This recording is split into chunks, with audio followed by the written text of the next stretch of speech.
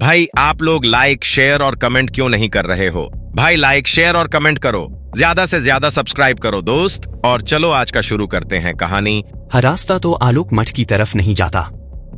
यह सुनकर देश भी थोड़ा सबका गया था। उसने तांगे के बाहर मुंह निकालकर कहा, अरे तांगा किस रास्ते से लेकर जा रहे हैं? तांगे वाले ने कोई जवाब नहीं दिया बल्कि तांगे की गति और तेज कर दी। देव ने चिल्लाकर कहा, संभाल कर चलाओ, आगे एक बहुत चौड़ी खाई है।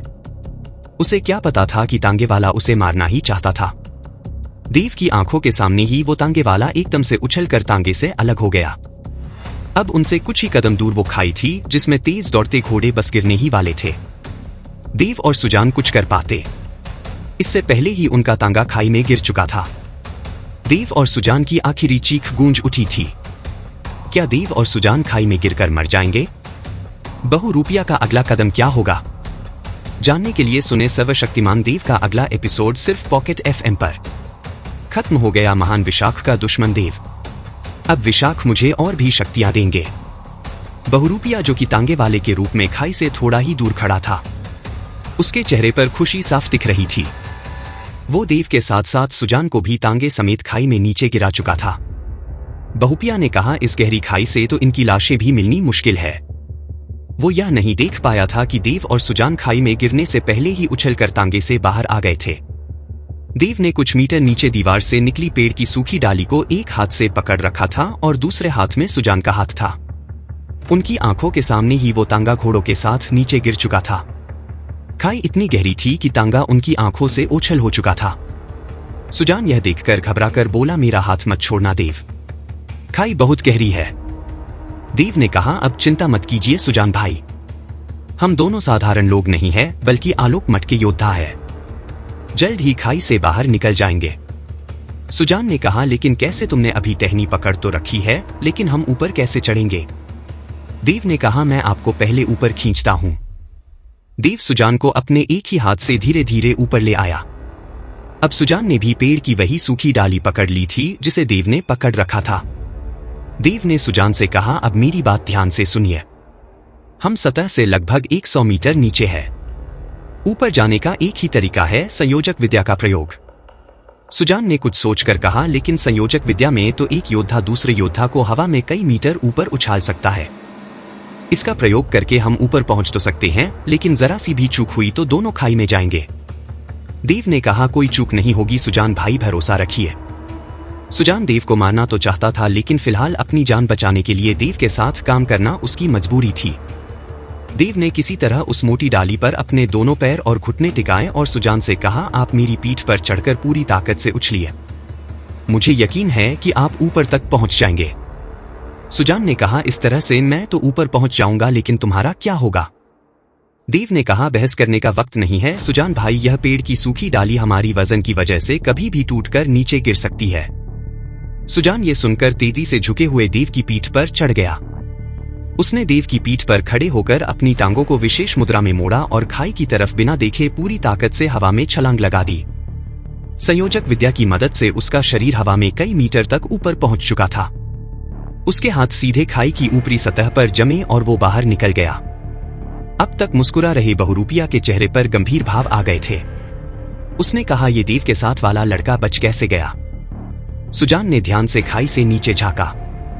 देव को अब भी उस सूखी डाली के सहारे देखकर उसे मन ही मन बहुत खुशी हो रही थी, लेकिन फिर भी झूठी परवाह दिखाने के लिए वो बोला, देव तुम ठीक तो हो ना? रुको, मैं कोई रस्सी वगैरह आसपास देखता हूं, तुम भी बच जाओगे। देव के वजन की वजह से डाली पर दबाव पड़ना शुरू हो गया था और वो एकदम से टूट गई। देव का शरीर अब खाई में गिर रहा था। सुजान की आंखों में एक चमक साफ दिख रही थी। उसका सबसे बड़ा दुश्मन बिना किसी मेहनत के मरने जा रहा था। अचानक तभी देव के शरीर से उसे कुछ बैंगनी रंग की लपटें उठती दिखाई दी।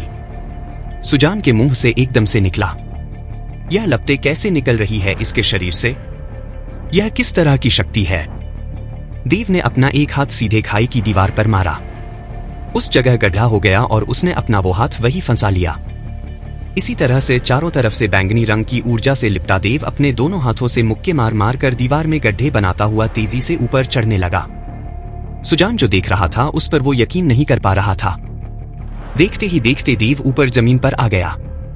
उसके शरीर के आसपास मौजूद बैंगनी रंग की ऊर्जा अब गायब हो चुकी थी।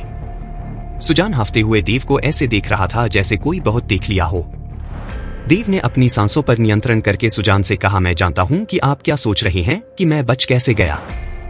सुजान ने आंखें फाड़कर देव को देखते हुए कहा, मैंने तुम्हारे शरीर के आसपास एक तरह की ऊर्जा देखी थी। वो क्या था देव? देव सुजान को कुछ बता पाता उससे पहले ही हवा में उड़ता हुआ एक भारी पत्थर सीधे सुजान के सिर पर आकर लगा। वो वहीं पर अपने होश खोकर जमीन पर गिर गया। देव ने सामने की तरफ देखा, जो तांगे वाला उसे लाया था वही उसके सामने गुस्से में खड़ा था।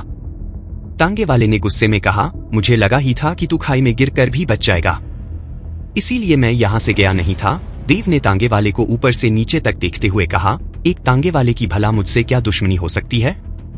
तांगे वाले के रूप में मौजूद बहुरूपिया ने तेजी से उसकी तरफ बढ़ते हुए कहा, मैं कोई तांगे वाला नहीं, तेरी मौत हूं। उसको आते देखकर देव ने भी अपनी मुट्ठियां कस ली थी, लेकिन तांगे वाला इतनी ज्यादा तेज गति से उसकी तरफ बढ़ा कि देव कुछ समझ ही नहीं पाया। उसका एक जोर का गुस्सा सीधे देव के पेट पर पड़ा और देव वही जमीन पर गिर पड़ा। बाउपिया अपने मजबूत हाथों से देव की गर्दन दबाने लगा। देव कोशिश करके भी उसके हाथों को अपनी गर्दन से हटा नहीं पा रहा था। देव की गर्दन पर कुछ ज्यादा ही दबाव पड़ने लगा था। उसने अपनी दोनों लातों से सीधे उस तांगे वाले की छाती पर वार किया। तांगे वाला उछलकर पीछे की तरफ गिरा। देव अपनी गर्दन सहलाकर खांसते हुए उठा और बोला, तेरे अंदर किसी आम इंसान से ज्यादा शक्ति है और तू कम से कम अतिध्वंसक युद्ध कला तक पहुंचा हुआ योद्धा है। तेरा जरूर उस काली वर्दी वाले सिपाही से कुछ संबंध है जो मुझे औषधि पर्वत पर मिला था। कौन हो तुम सब लोग? मेरे पीछे क्यों पड़े हो?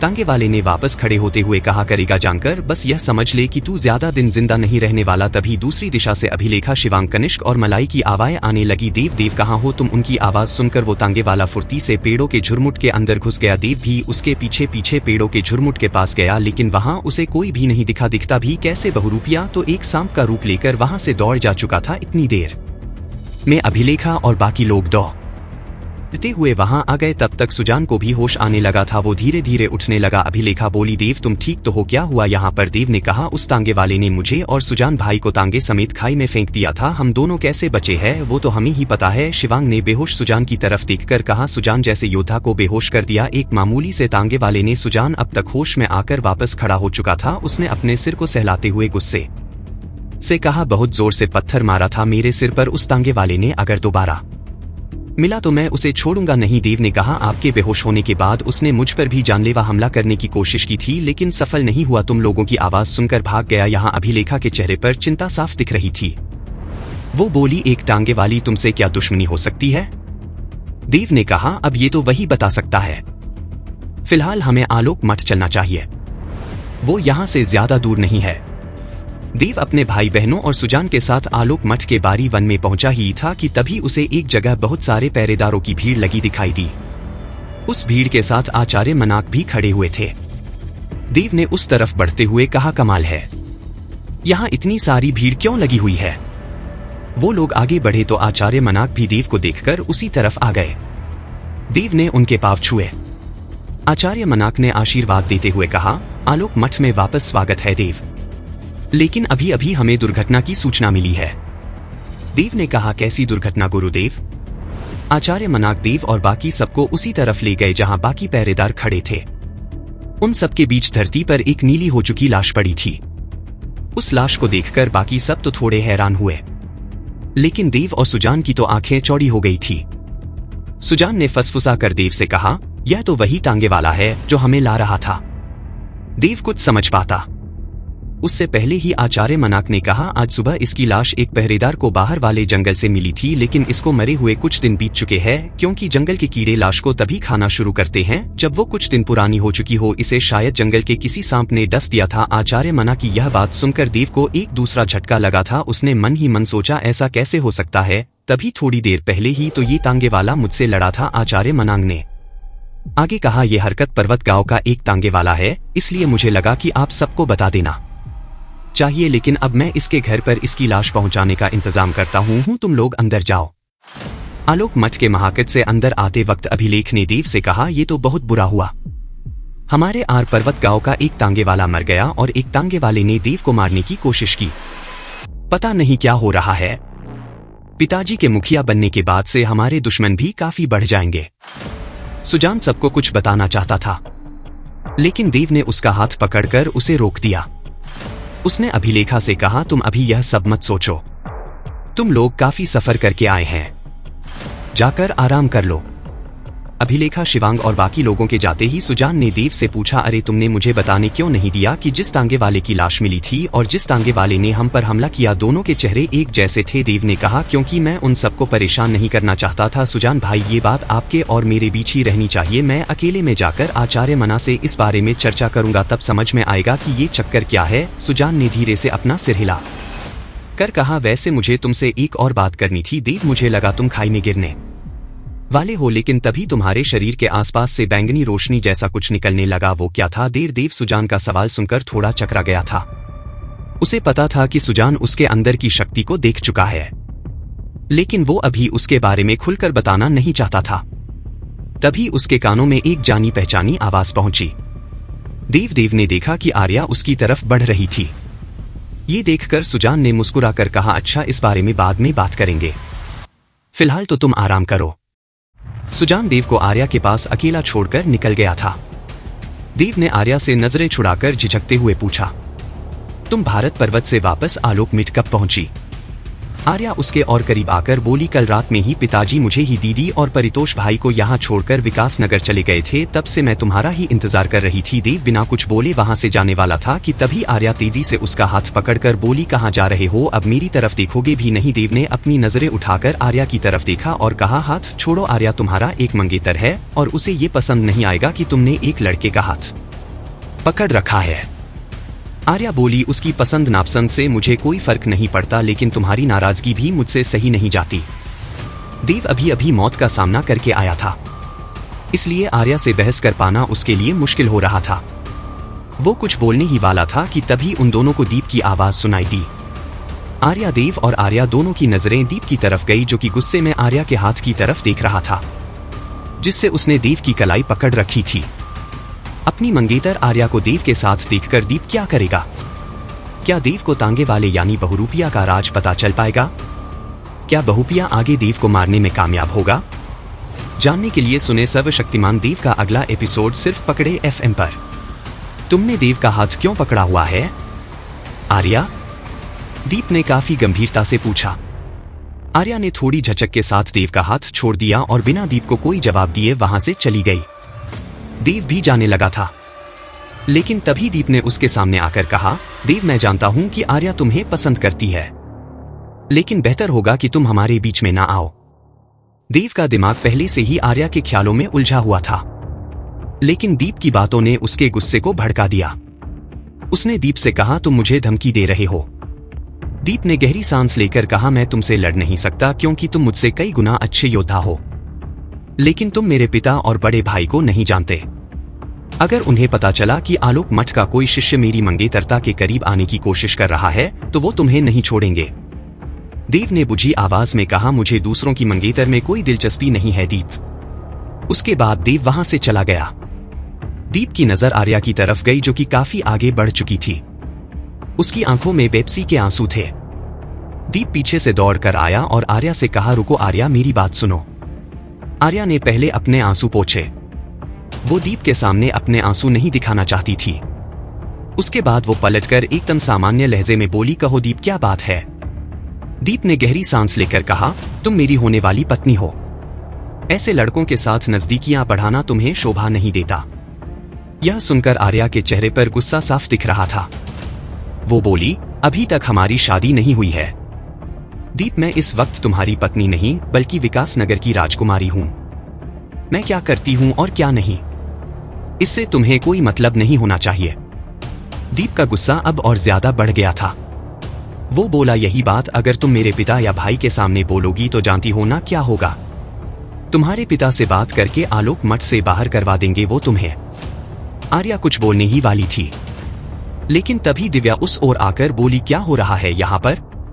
दीप ने कहा, कुछ नहीं, मैं बस आर्या को यही समझा रहा था कि हमारे घर की बहुओं की कुछ मर्यादाएं होती है जिनका पालन शादी से पहले से करना पड़ता है। दीप तो वहां से चला गया, लेकिन उसकी बातों ने दिव्या को सोचने पर मजबूर कर दिया। उसने आर्या की तरफ पलटकर पूछा, ये दीप ऐसे क्यों बोल कर गया? कुछ हुआ है क्या?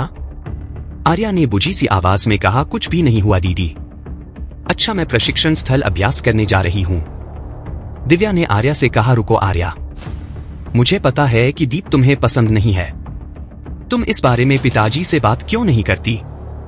आर्या बुझी सी आवाज में बोली, नहीं दीदी, पिताजी कोई मामूली इंसान नहीं बल्कि एक राजा है। हर एक राजा के लिए उसका वचन सबसे जरूरी होता है। मेरे पैदा होते ही हमारी माँ गुजर गई थी, लेकिन पिताजी ने मुझे एक माँ और बाप दोनों का प्यार दिया है। मैं उनकी इच्छा का विरोध नहीं करूंगी। दिव्या इस बात के आगे कुछ ज्यादा नहीं बोल पाई और आर्या अपनी आंखों में दर्द समेटकर आगे बढ़ गई। दूसरी तरफ आलोक मठ के बाहरी वर्ग में आचार्य मनाक अभी भी पहरेदारों के साथ खड़े थे कि उन्हें दूर से आचार्य आनंद आते दिखाई दिए। मनाक ने उनकी तरफ देखकर कहा, अरे आचार्य आनंद, आप तो एक हफ्ते की छुट्टी लेकर गए लेकिन पहले ही आ गए। अब आपकी माताजी कैसी है? बहुरूपिया, जो आचार्य आनंद के रूप में था, उसका मूड कुछ उखड़ा उखड़ा सा था क्योंकि वो देव को मारने में पूरी तरह से असफल हो चुका था। उसने मना से कहा, जी अब मेरी माताजी की तबीयत ठीक है, इसीलिए लौट आया। वैसे यहाँ क्या हुआ है? काफी भीड़ इकट्ठा है। मनाक ने गहरी सांस लेकर कहा, अरे हर पर्वत गांव के एक तांगे वाले की लाश मिली थी, अब हमने उसे उसके घर भिजवा दिया है। बहुपिया ये सुनकर थोड़ा चौंक गया क्योंकि वही उस तांगे वाले को मारकर इतने समय से उसके रूप में था। उसने कहा, वैसे आपको उसकी मौत की वजह पता चली? मनाक ने कहा, जी पहले तो हमें लगा कि किसी ने उसे जहर दिया है क्योंकि उसका सारा शरीर नीला पड़ चुका था, लेकिन उसके पैर पर सांप के काटने का निशान था। जरूर कोई बहुत जहरीला सांप होगा जिसके काटने से वो तुरंत मर गया। भरूतिया बोला, भगवान उसकी आत्मा को शांति दे। मैं लंबे सफर के बाद बहुत थक चुका हूं, जरा अंदर जाकर आराम करना चाहता हूं। मनाक ने थोड़ा विचित्र तरीके से आचार्य आनंद को देखते हुए कहा, ठीक है, अब जाकर आराम कीजिए। आचार्य आनंद के आलोक मठ के अंदर जाने के बाद मनाक बड़बड़ाए।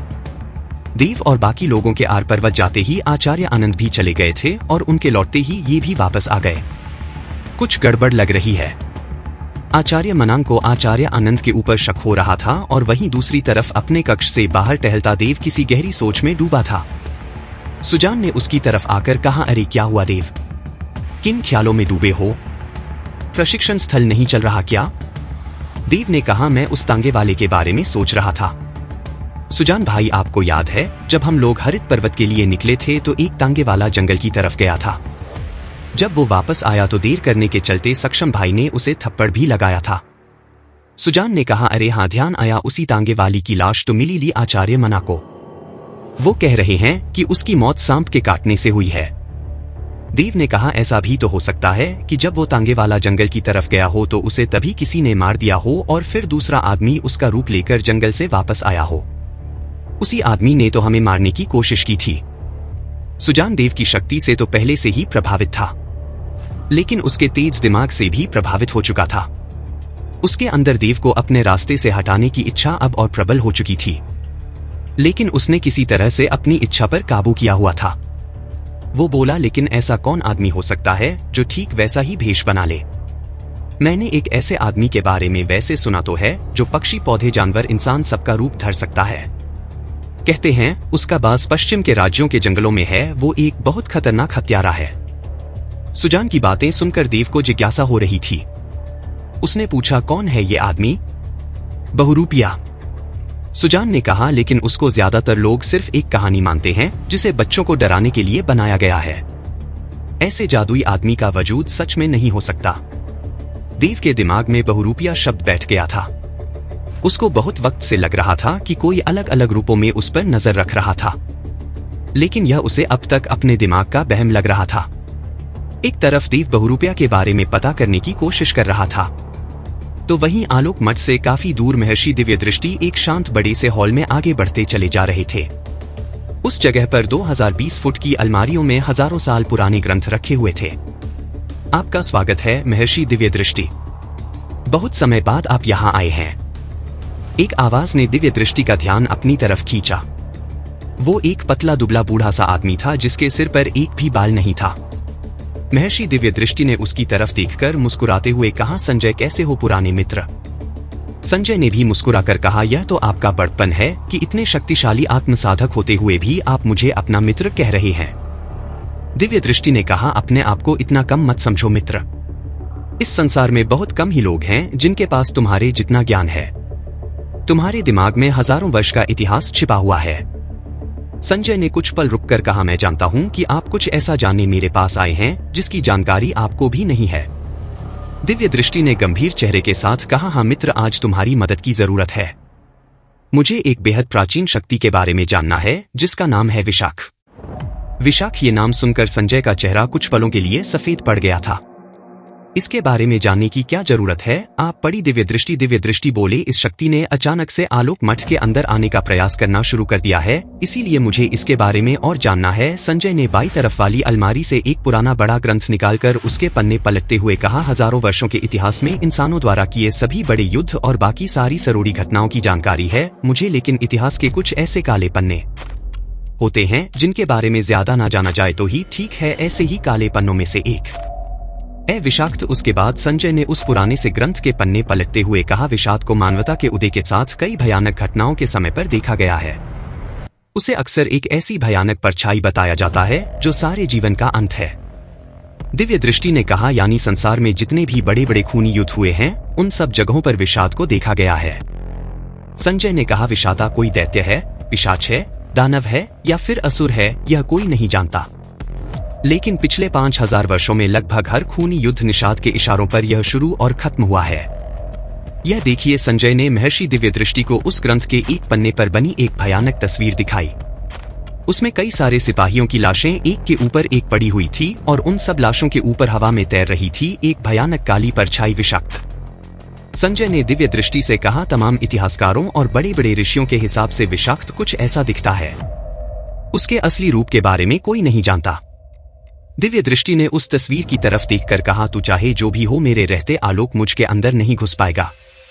एक तरफ दिव्य दृष्टि विशाख के बारे में पता करने की कोशिश कर रहे थे तो दूसरी तरफ विषाक्त का खौफ बहुरूपिया के दिल में भी था। आचार्य आनंद के रूप में बहुरूपिया अपने कक्ष में तो आ गया था, लेकिन उसके चेहरे पर चिंता की लकीरें साफ दिखाई दे रही थी। अचानक उसके दिमाग में विशाख की खौफनाक आवाज गूंजी, बहुरूपिया मेरा काम हुआ। इतनी तेज आवाज अचानक से सुनकर बहुरूपिया एकदम से हिल गया था।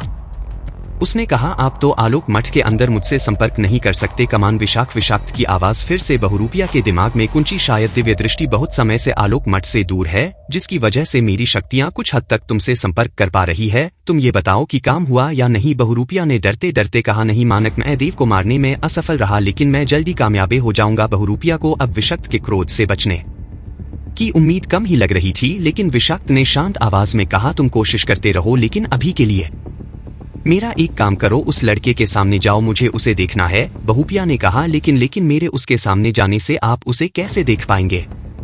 निशांत ने कहा, तुम्हारे शरीर के अंदर मेरी ही ऊर्जा का अंश है मूर्ख, मैं उसे देख लूंगा, लेकिन तुम जरा जल्दी करो। दिव्य दृष्टि का बनाया ऊर्जा घेरा अगर फिर से मजबूत हो गया तो मेरा तुम्हारा संपर्क कट जाएगा। बहुरूपी अभिषद के आदेश का पालन करने के लिए तेजी से खिड़की से चील के रूप में बाहर निकल गया और आलोक मठ के ऊपर चक्कर काटने लगा। उसे नीचे देव सुजान के साथ प्रशिक्षण स्थल की तरफ जाता दिखाई दिया। अचानक से उस चील की आंखें पूरी तरह से काली हो गई थी। अब उस चील के माध्यम से विषाक्त भी देव की तरफ देख रहा था। आसमान में तैरती चील एकदम से देव की तरफ बढ़ी। सुजान ये देखकर चिल्लाया, देव नीचे झुको, वो चील तुम्हारी तरफ ही आ रही है। देव ने चील की तरफ देखा। कुछ समय के लिए चील की और देव की नजरें टकराई। इन कुछ पलों में देव ने ध्यान दिया कि उस चील की आंखें एकदम काली थी। उसकी आंखों के माध्यम से दूर अपने सिंहासन पर बैठे विशा ने भी पहली बार देव का चेहरा देखा, वो भी इतने करीब से। तो तू ही है जिसने सतरंगी दिव्य प्रकाश को धारण किया है। विषाक्त ने देव के चेहरे की तरफ देखकर कहा, अब मेरी नजर तुझ पर पड़ चुकी है, तू ज्यादा दिनों तक जिंदा नहीं रहेगा। विशा अब देव को देख चुका है। क्या देव अब ज्यादा खतरे में है? अब बहुरूपिया आगे क्या करेगा? क्या आर्या सच में देव को छोड़कर दीप से ही शादी करेगी? सुजान की योजना आगे क्या होगी? जानने के लिए सुने सर्वशक्तिमान देव का अगला एपिसोड सिर्फ पॉकेट FM पर। देव, वो चील तुम्हारी तरफ ही आ रही है, नीचे झुको, सुजान ने चिल्लाकर कहा। देव एकदम से झुका और वो चील तेजी से उसके ऊपर से होती हुई आगे की तरफ निकल गई। बहुरूपिया का काम हो चुका था। उसके माध्यम से विशाखता ने पहली बार देव को देख लिया था। देव ने उस चील को दूर जाते देखकर सोचा उस चील की आंखें सच में काली हो गई थी या फिर यह मेरे मन का वहम था। उसे ज्यादा सोचने का मौका नहीं मिला क्योंकि तभी सुजान उसकी तरफ आया और बोला, तुम ठीक तो हो ना देव, उस चीले ने तुम्हें चोट तो नहीं पहुंचाई? देव ने जवाब दिया, मैं ठीक हूँ सुजान भाई। उसी वक्त सुजान ने दूर देखा जल संगठन के लोग उसे दूर से ही गुस्से से घोर रहे थे। उसने देव से कहा, तुम प्रशिक्षण स्थल जाओ, मुझे कुछ काम याद आ गया है, बाद में आता हूँ। देव तेजी से प्रशिक्षण स्थल की तरफ बढ़ गया जबकि सुजान जल संगठन के नेता सावन और उसके दोस्तों के सामने आ गया। सावन ने सुजान से कहा, वाह सुजान भाई वाह, आपको तो हम अपना साथी समझते थे लेकिन अब आपका भाईचारा इस देव के साथ कुछ ज्यादा ही हो गया। सुजान ने कहा, लगता है तुम भूल गए कि जब कुणाल की हत्या का आरोप तुम पर लगा था तो तुम्हें किसने बचाया था? ये सुनकर सावन ने कहा, आपने मुझे बचाया, इसके लिए आपका बहुत बहुत धन्यवाद। लेकिन उस देव को देखकर हमारा खून बहुत ज्यादा खलता है। उसने औषधि पर्वत पर जल संगठन के साथ जो किया उसे हम नहीं भूल सकते। सुजान ने मुस्कुराकर पूछा, क्या तुम लोग साथ मिलकर भी देव का सामना कर सकते हो? तुम्हें वाकई ऐसा लगता है?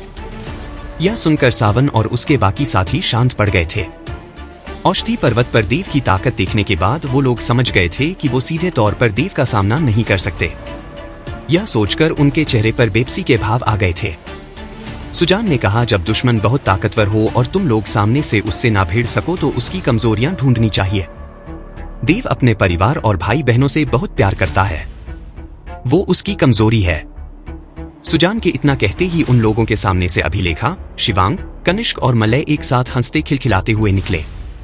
सुजान ने सावन से कहा, मेरी बात पर गौर करना, बाकी तुम लोग खुद समझदार हो। सुजान तो वहां से चला गया था लेकिन सावन उसकी बात का मतलब समझ चुका था।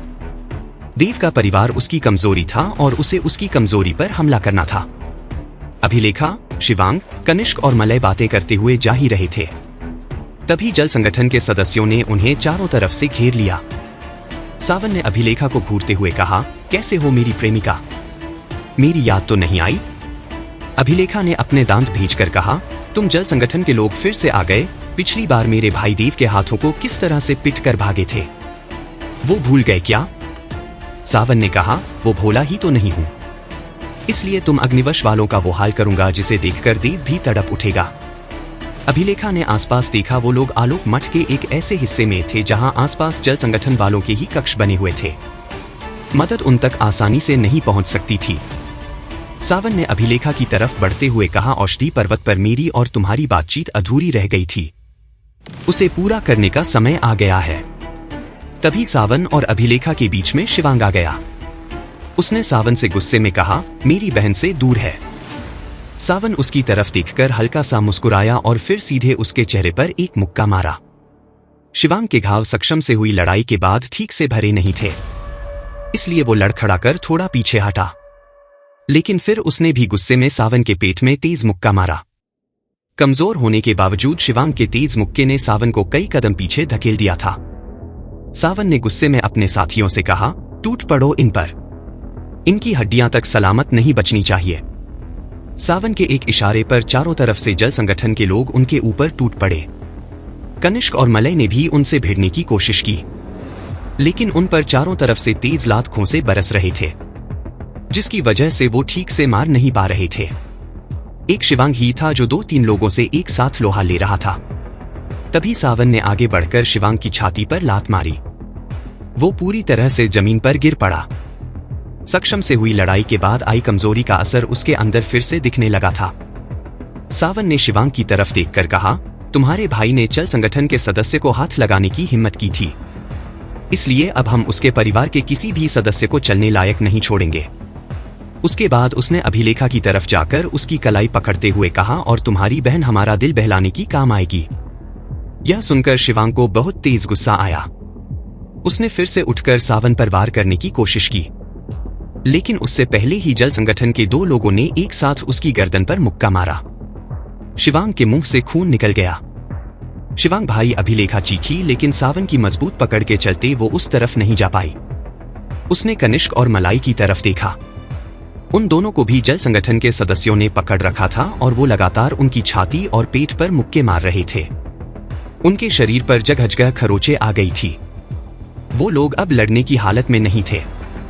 सावन ने अभिलेखा की तरफ देखकर कहा, अब जाकर मेरे कलेजे को ठंडक मिली है। तेरे भाई से बदला लेने का मौका इतने वक्त बाद मिला। अभिलेखा ने गुस्से से सावन की तरफ देखा। वो एकदम से उछली और सावन के चेहरे पर तेज लात मारी। सावन भले ही अभिलेखा से ज्यादा शक्तिशाली था, लेकिन अचानक हुए हमले से वो हैरान रह गया था। अभिलेखा अपनी कलाई चुराकर वहां से भागी। कनिष्क ने तेज आवाज में कहा, जल्दी यहां से भागो अभिलेखा। अभिलेखा को पीछे से अपने भाइयों की पिटने की आवाज़ें आ रही थी, लेकिन वो नहीं रुकी। सावन तेज गति से उसके पीछे भागते हुए बोला, मुझसे तेज नहीं भाग पाएगी वो। अभिलेखा की आंखों में आंसू थे। सावन बस उसे पकड़ने ही वाला था, तभी उसका पैर पत्थर से टकराया और वो गिर पड़ा। अभिलेखा पूरी ताकत के साथ दूर भागती चली गई। सावन ने वापस उठकर कहा, तो फिर मेरे हाथ से निकल गई भी लिखा, लेकिन तेरे भाई मुझसे नहीं बचेंगे। उसी समय देव ने प्रशिक्षण स्थल की तीसरी मंजिल पर वही प्राचीन युद्ध कला की किताब खोल रखी थी जो उसे आंतरिक वर्ग की प्रतियोगिता जीतने पर मिली थी। देव ने उसके पन्ने पलटते हुए कहा, आचार्य मनान भी थोड़े व्यस्त लग रहे हैं, इसीलिए आज खुद से ही अभ्यास कर लेता हूं। तभी देव को महसूस हुआ कि उसके पीछे एक साया खड़ा है। उसने तुरंत पलट कर देखा। मुस्कुराते हुए आचार्य आनंद उसके सामने खड़े हुए थे। देव तुरंत आगे बढ़ा और उनके पैर छूते हुए बोला, अरे आचार्य आनंद, आप यहाँ बहुरूपिया, जो कि आचार्य आनंद के भेष में था। देव की तरफ देखकर बोला, वैसे तो तुम आचार्य मनान के साथ अभ्यास कर रहे हो, लेकिन तुम मुझे काफी अलग शिष्य लगते हो। मुझे लगा कि तुम्हें कुछ ऐसी यौगिक क्रियाएं सिखानी चाहिए जिससे तुम्हारी युद्ध कला का स्तर तेजी से बढ़े। अपने ही ख्यालों में गुमदेव ने कहा, मुझे भी ऐसा लगता है कि मुझे बहुत कम समय में बहुत ज्यादा शक्तिशाली बनने की जरूरत है। आगे और भी कई संकट आने वाले हैं। देव को इस बात का बिल्कुल अंदाजा नहीं था कि आचार्य आनंद के रूप में उसके सामने खड़े बहुरूपिया की धोती के पास एक तेज खंजा था। उसने देव से कहा, क्या तुमने ब्रह्मास्त्र के बारे में सुना है? देव ने कहा, नहीं, तो यह किस तरह का आसन है? आचार्य आनंद ने कहा, यह सबसे मुश्किल यौगिक क्रियाओं में से एक है, लेकिन मां, मुझे यकीन है कि तुम कर लोगे। अपने एक पांव की उंगली पर ही पूरे शरीर के बाहर को लाने की कोशिश करो और आंखें बंद करके भगवान ब्रह्मा को याद करो। कई अतिधंसक युद्ध कला तक पहुंचे हुए योद्धा भी नियमित रूप से ब्रह्मासन करते हैं। देव ने बिना समय गवाए वैसा ही किया जैसा आचार्य आनंद ने उससे कहा था। वो एक पांव की उंगली पर खड़ा हो गया और अपने हाथों को प्रणाम की मुद्रा में जोड़कर आंखें बंद कर ली। अब ध्यान में लीन देव को कुछ पता नहीं था कि उसके आसपास क्या चल रहा था। आचार्य आनंद के रूप में मौजूद बहुरूपिया ने अपनी धोती के पास से वो खंजर निकाला और धीरे धीरे देव की तरफ बढ़ने लगा। देव के एकदम पास आकर वो उसके सीने में खंजर खोपने ही वाला था कि तभी उन्हें अभिलेखा की तेज आवाज आई। देव बहन की आवाज सुनकर देव का भी ध्यान भंग हो गया था। उसने एकदम से आंखें खोली। उसी समय बहुरूपिया ने भी हड़बड़ाकर खंजर को अपनी पीठ के पीछे छिपा लिया था। अभिलेखा दौड़ती हुई तीसरी मंजिल पर आई। देव ने ध्यान दिया कि वो बुरी तरह से हाफ रही थी और उसकी आंखों से लगातार आंसू गिर रहे थे। देव ने अभिलेखा के पास जाकर कहा, क्या हुआ अभिलेखा? तुम इतनी घबराई हुई क्यों हो?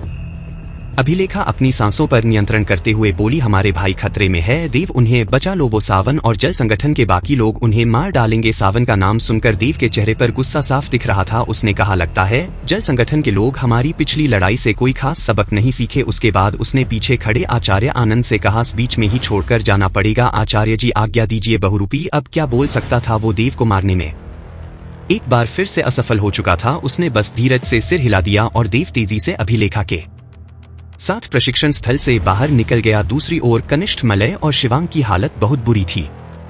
उनके खून से लथपथ घायल शरीर जमीन पर पड़े थे और उनके चारों तरफ जल संगठन के लोग थे। सावन ने मुस्कुराकर कहा, इन सबके मुंह पर काली खोदकर पूरे आलोक मठ में घुमाओ इन्हें। खगनी वंश परिवार का इससे बड़ा अपमान और क्या होगा?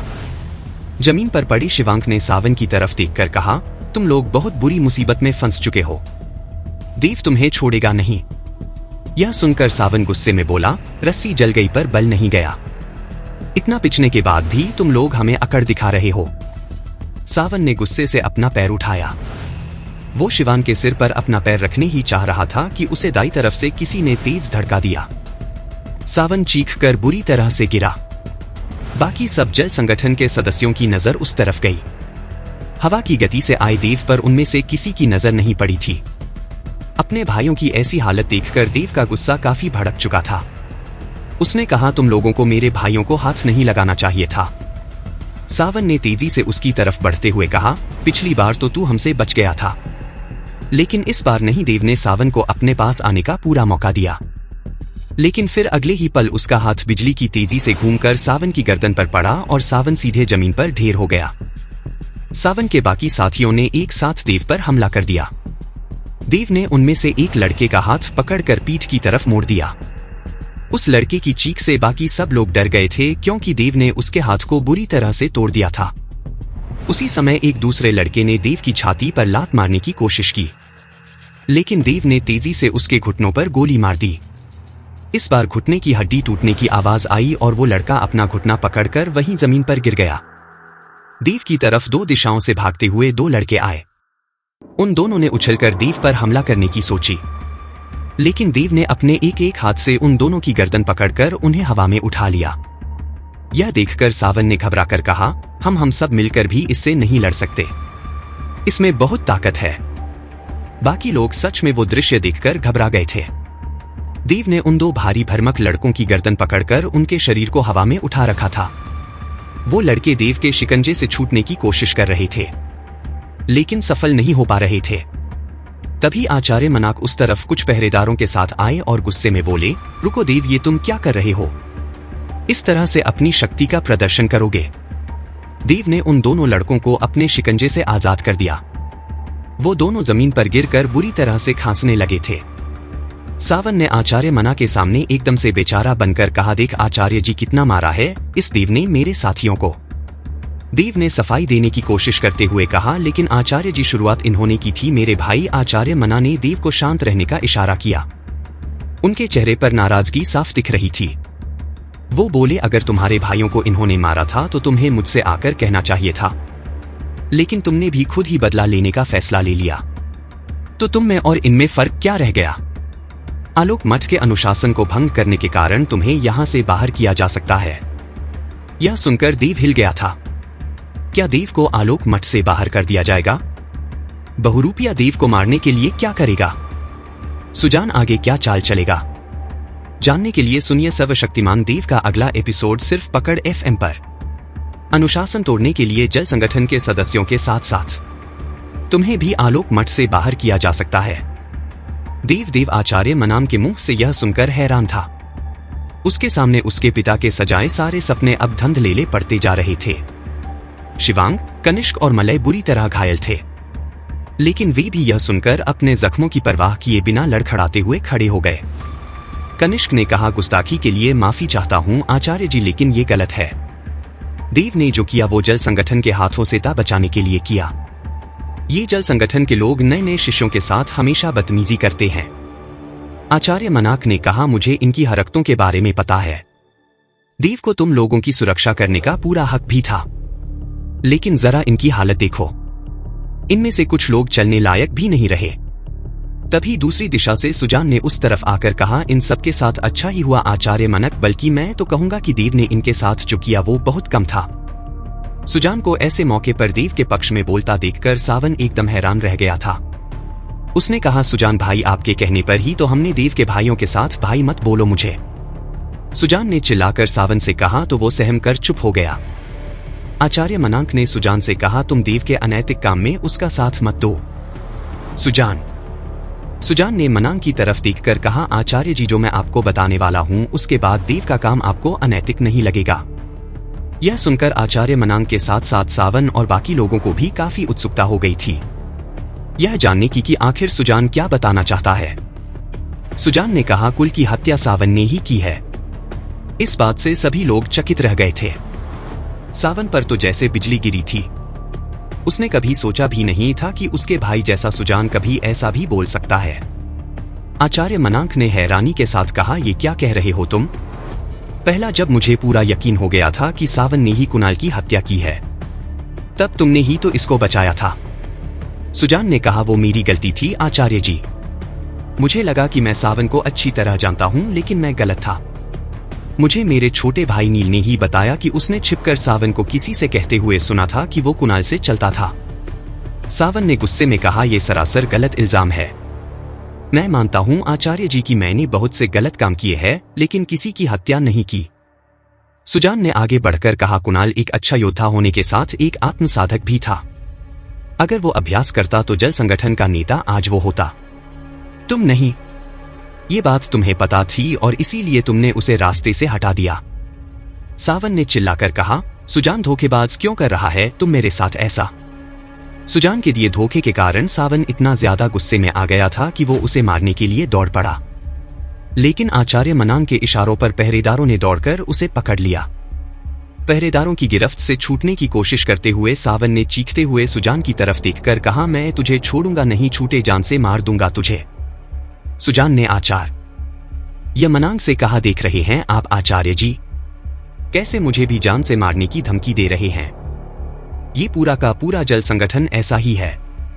इसी ने कुणाल को शहर देकर अपने साथियों के साथ उसकी लाश को औषधि पर्वत पर छिपा दिया होगा, जो बाद में देव को मिली।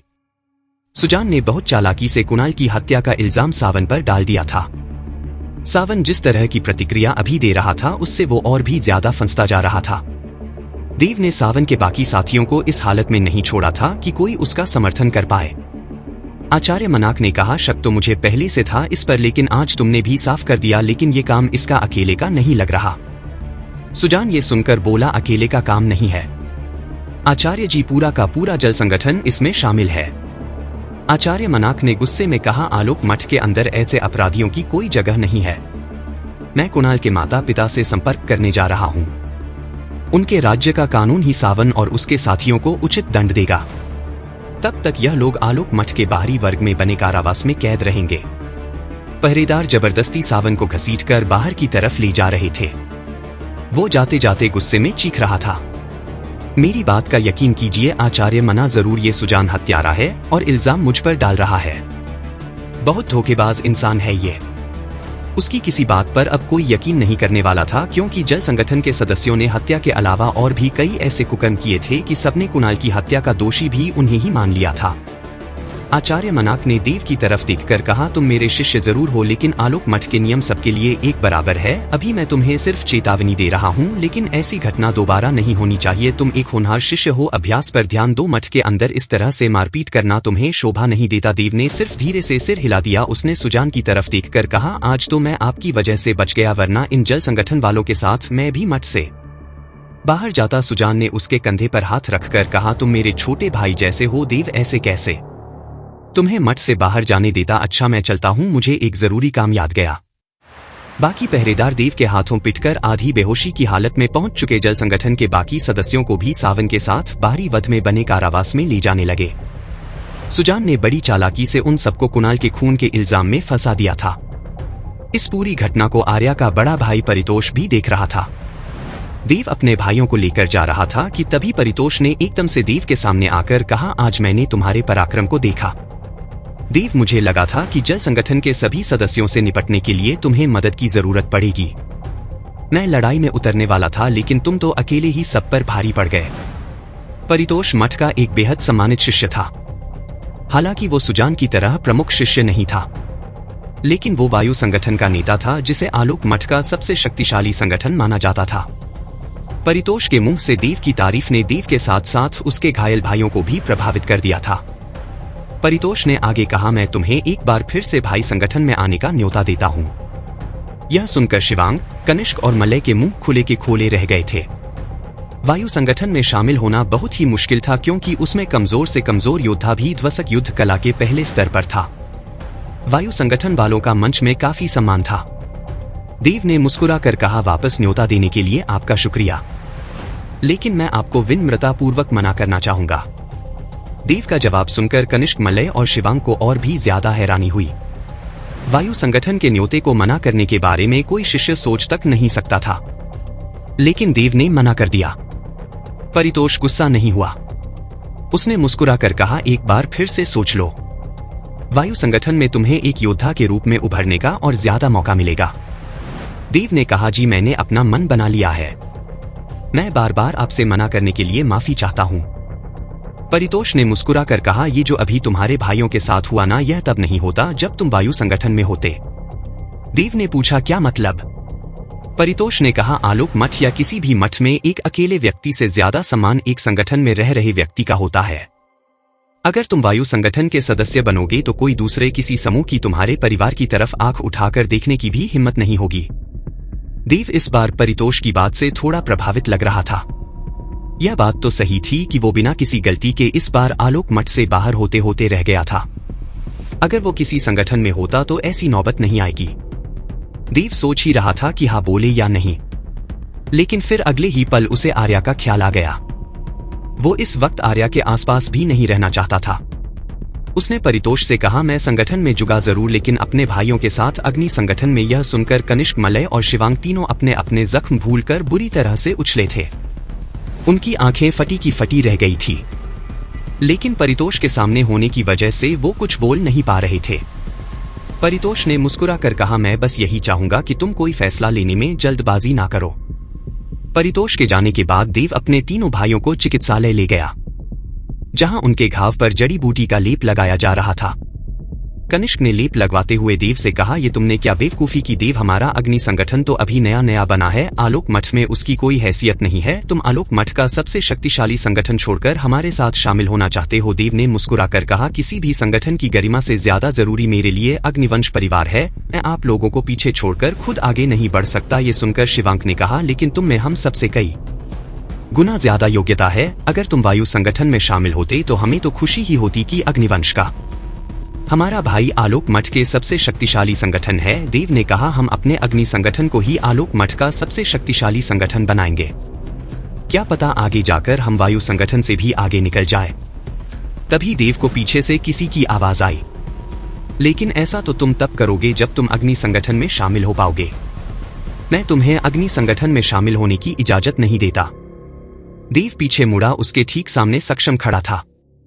कनिष्क उसकी तरफ देखकर बोला, अरे सक्षम भाई, आप हारे पर्वत से वापस तब आए? सक्षम ने कहा, बस अभी अभी आया।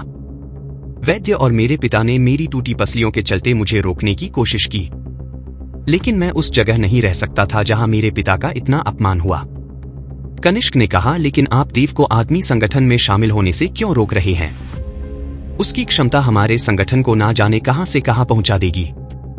सक्षम कनिष्क की बात सुनकर और ज्यादा चिढ़ गया था। उसने कहा, मैं जब मठ वापस आया तो मैंने सुना कि कैसे देव की पुरानी दुश्मनी के चलते जल संगठन वालों ने तुम लोगों को पीटा, और फिर भी तुम लोग इसकी तरफ ही कर रहे हो। मलय ये सुनकर बोला, जल संगठन वाले तो थे ही मकर। देव ने ही आग्रह में उनसे बचाया। आप गलती कर रहे हैं सक्षम भाई, आपको देव को अग्नि संगठन का हिस्सा बनाना चाहिए। सक्षम ने गुस्से में कहा, अग्नि संगठन को मैंने बनाया है, इसीलिए मैं तय करूंगा कि उसमें कौन रहेगा और कौन नहीं। मैंने यह नियम बनाया था कि अग्निवंश का खून ही इस संगठन का सदस्य हो सकता है, और वो नियम आज तक कायम है। देव अग्नि संगठन का हिस्सा नहीं बन सकता। यही मेरा आखिरी निर्णय है। देव के अग्नि संगठन में शामिल होने की उम्मीद को सक्षम ने आकर बुरी तरह से तोड़ दिया था। वो बिना किसी से कुछ कहे चिकित्सालय से तेजी से बाहर निकल गया था। सक्षम के अग्नि संगठन में प्रवेश से मना किए जाने के बाद अब देव क्या करेगा? क्या देव वायु संगठन में शामिल होगा? सुजान ने जल संगठन वालों को कुणाल की हत्या के इल्जाम में क्यों फंसाया? इन सब सवालों के जवाब जानने के लिए सुनिए सर्वशक्तिमान देव का अगला एपिसोड सिर्फ पॉकेट FM पर। देव, कहाँ हो तुम बेटे? हमारे पास आओ। देव को एक बार फिर से अपनी मां की आवाज सपने में सुनाई दे रही थी। वो एक बार फिर से उस भयानक सी इमारत के पास खड़ा था जिसमें कोई खिड़की या दरवाजे नहीं थे। देव ने उस इमारत की तरफ देखकर कहा, यह कैसी इमारत है जो मुझे बार बार सपने में दिखाई देती है? चारों तरफ फैले सन्नाटे से एक बार फिर से भयानक हंसी की आवाज गूंजी। वो मरेगा देव, वो मरेगा। अंधेरे में से एक भयानक साया निकलकर फिर से देव की तरफ बढ़ने लगा। देव ने घबरा कर कहा, नहीं। फिर से वही भयानक साया देव लड़खड़ा कर पीछे हटा ही था कि तभी पीछे से उसके दोनों कंधों पर किसी ने हाथ रखा। देव चौंक कर पीछे मुड़ा। उसके सामने एक फटे पुराने कपड़े वाला फकीर खड़ा था। देव ने उसकी तरफ देखकर पूछा, कौन हो तुम? क्यों मुझे बार बार दिखाई दे रहे हो? फकीर ने धीमी आवाज में कहा, तुम्हें तुम्हारे सब सपनों का जवाब मिल जाएगा। फिलहाल झांक जाओ देव। देव की आंखें एकदम से खुली। उसने खिड़की से बाहर झांक कर देखा। सुबह हो चुकी थी। वो अपने पलंग से उठता हुआ बोला, एक ही तरह का भयानक सपना मुझे बार बार आता है। परेशान करके रख दिया है इसने। वो नहा धोकर प्रशिक्षण स्थल की तरफ बढ़ रहा था, लेकिन उसके दिमाग में सक्षम की बात अभी भी घूम रही थी। तुम अग्नि संगठन का हिस्सा कभी नहीं बन सकते। देव समझ गया था कि वो चाहे कितना भी काबिल हो जाए, सक्षम की वजह से वो अग्नि संगठन में कभी प्रवेश नहीं कर पाएगा। तभी उसके सामने अचानक से आचार्य मनाक आ गए। देव ने बुझे मन से उनकी तरफ देखकर कहा, प्रणाम गुरुजी। मनाक बोले, मुझे पता है देव कि कल मैंने तुम्हारा साथ नहीं दिया, इस वजह से तुम नाराज हो, लेकिन मैं भी तुमसे काफी निराश था। इन जल संगठन वालों से तो मुझे वैसे भी कोई उम्मीद नहीं है, लेकिन तुम एक खास शिष्य हो जिसके अंदर खास शक्ति है। देव ने पूछा, लेकिन कल तो आप मुझे आलोक मठ से बाहर करना चाहते थे। मनाक ने मुस्कुराकर कहा, कभी कभी कुछ बातें दूसरों को सुनाने के लिए भी बोलनी पड़ती है, ताकि यह ना लगे कि आचार्य जी अपने ही शिष्य का साथ दे रहे हैं। तुम्हें लगता है कि मैं तुम्हें इतनी आसानी से आलोक मठ से जाने दूंगा? यह सुनकर देव भी मुस्कुरा दिया। उसने आगे कहा, वैसे आपको पता है कि हर पर्वत गांव में क्या हुआ? जी, मैंने काली पर्वत गांव के अधिपति विराट को हराया।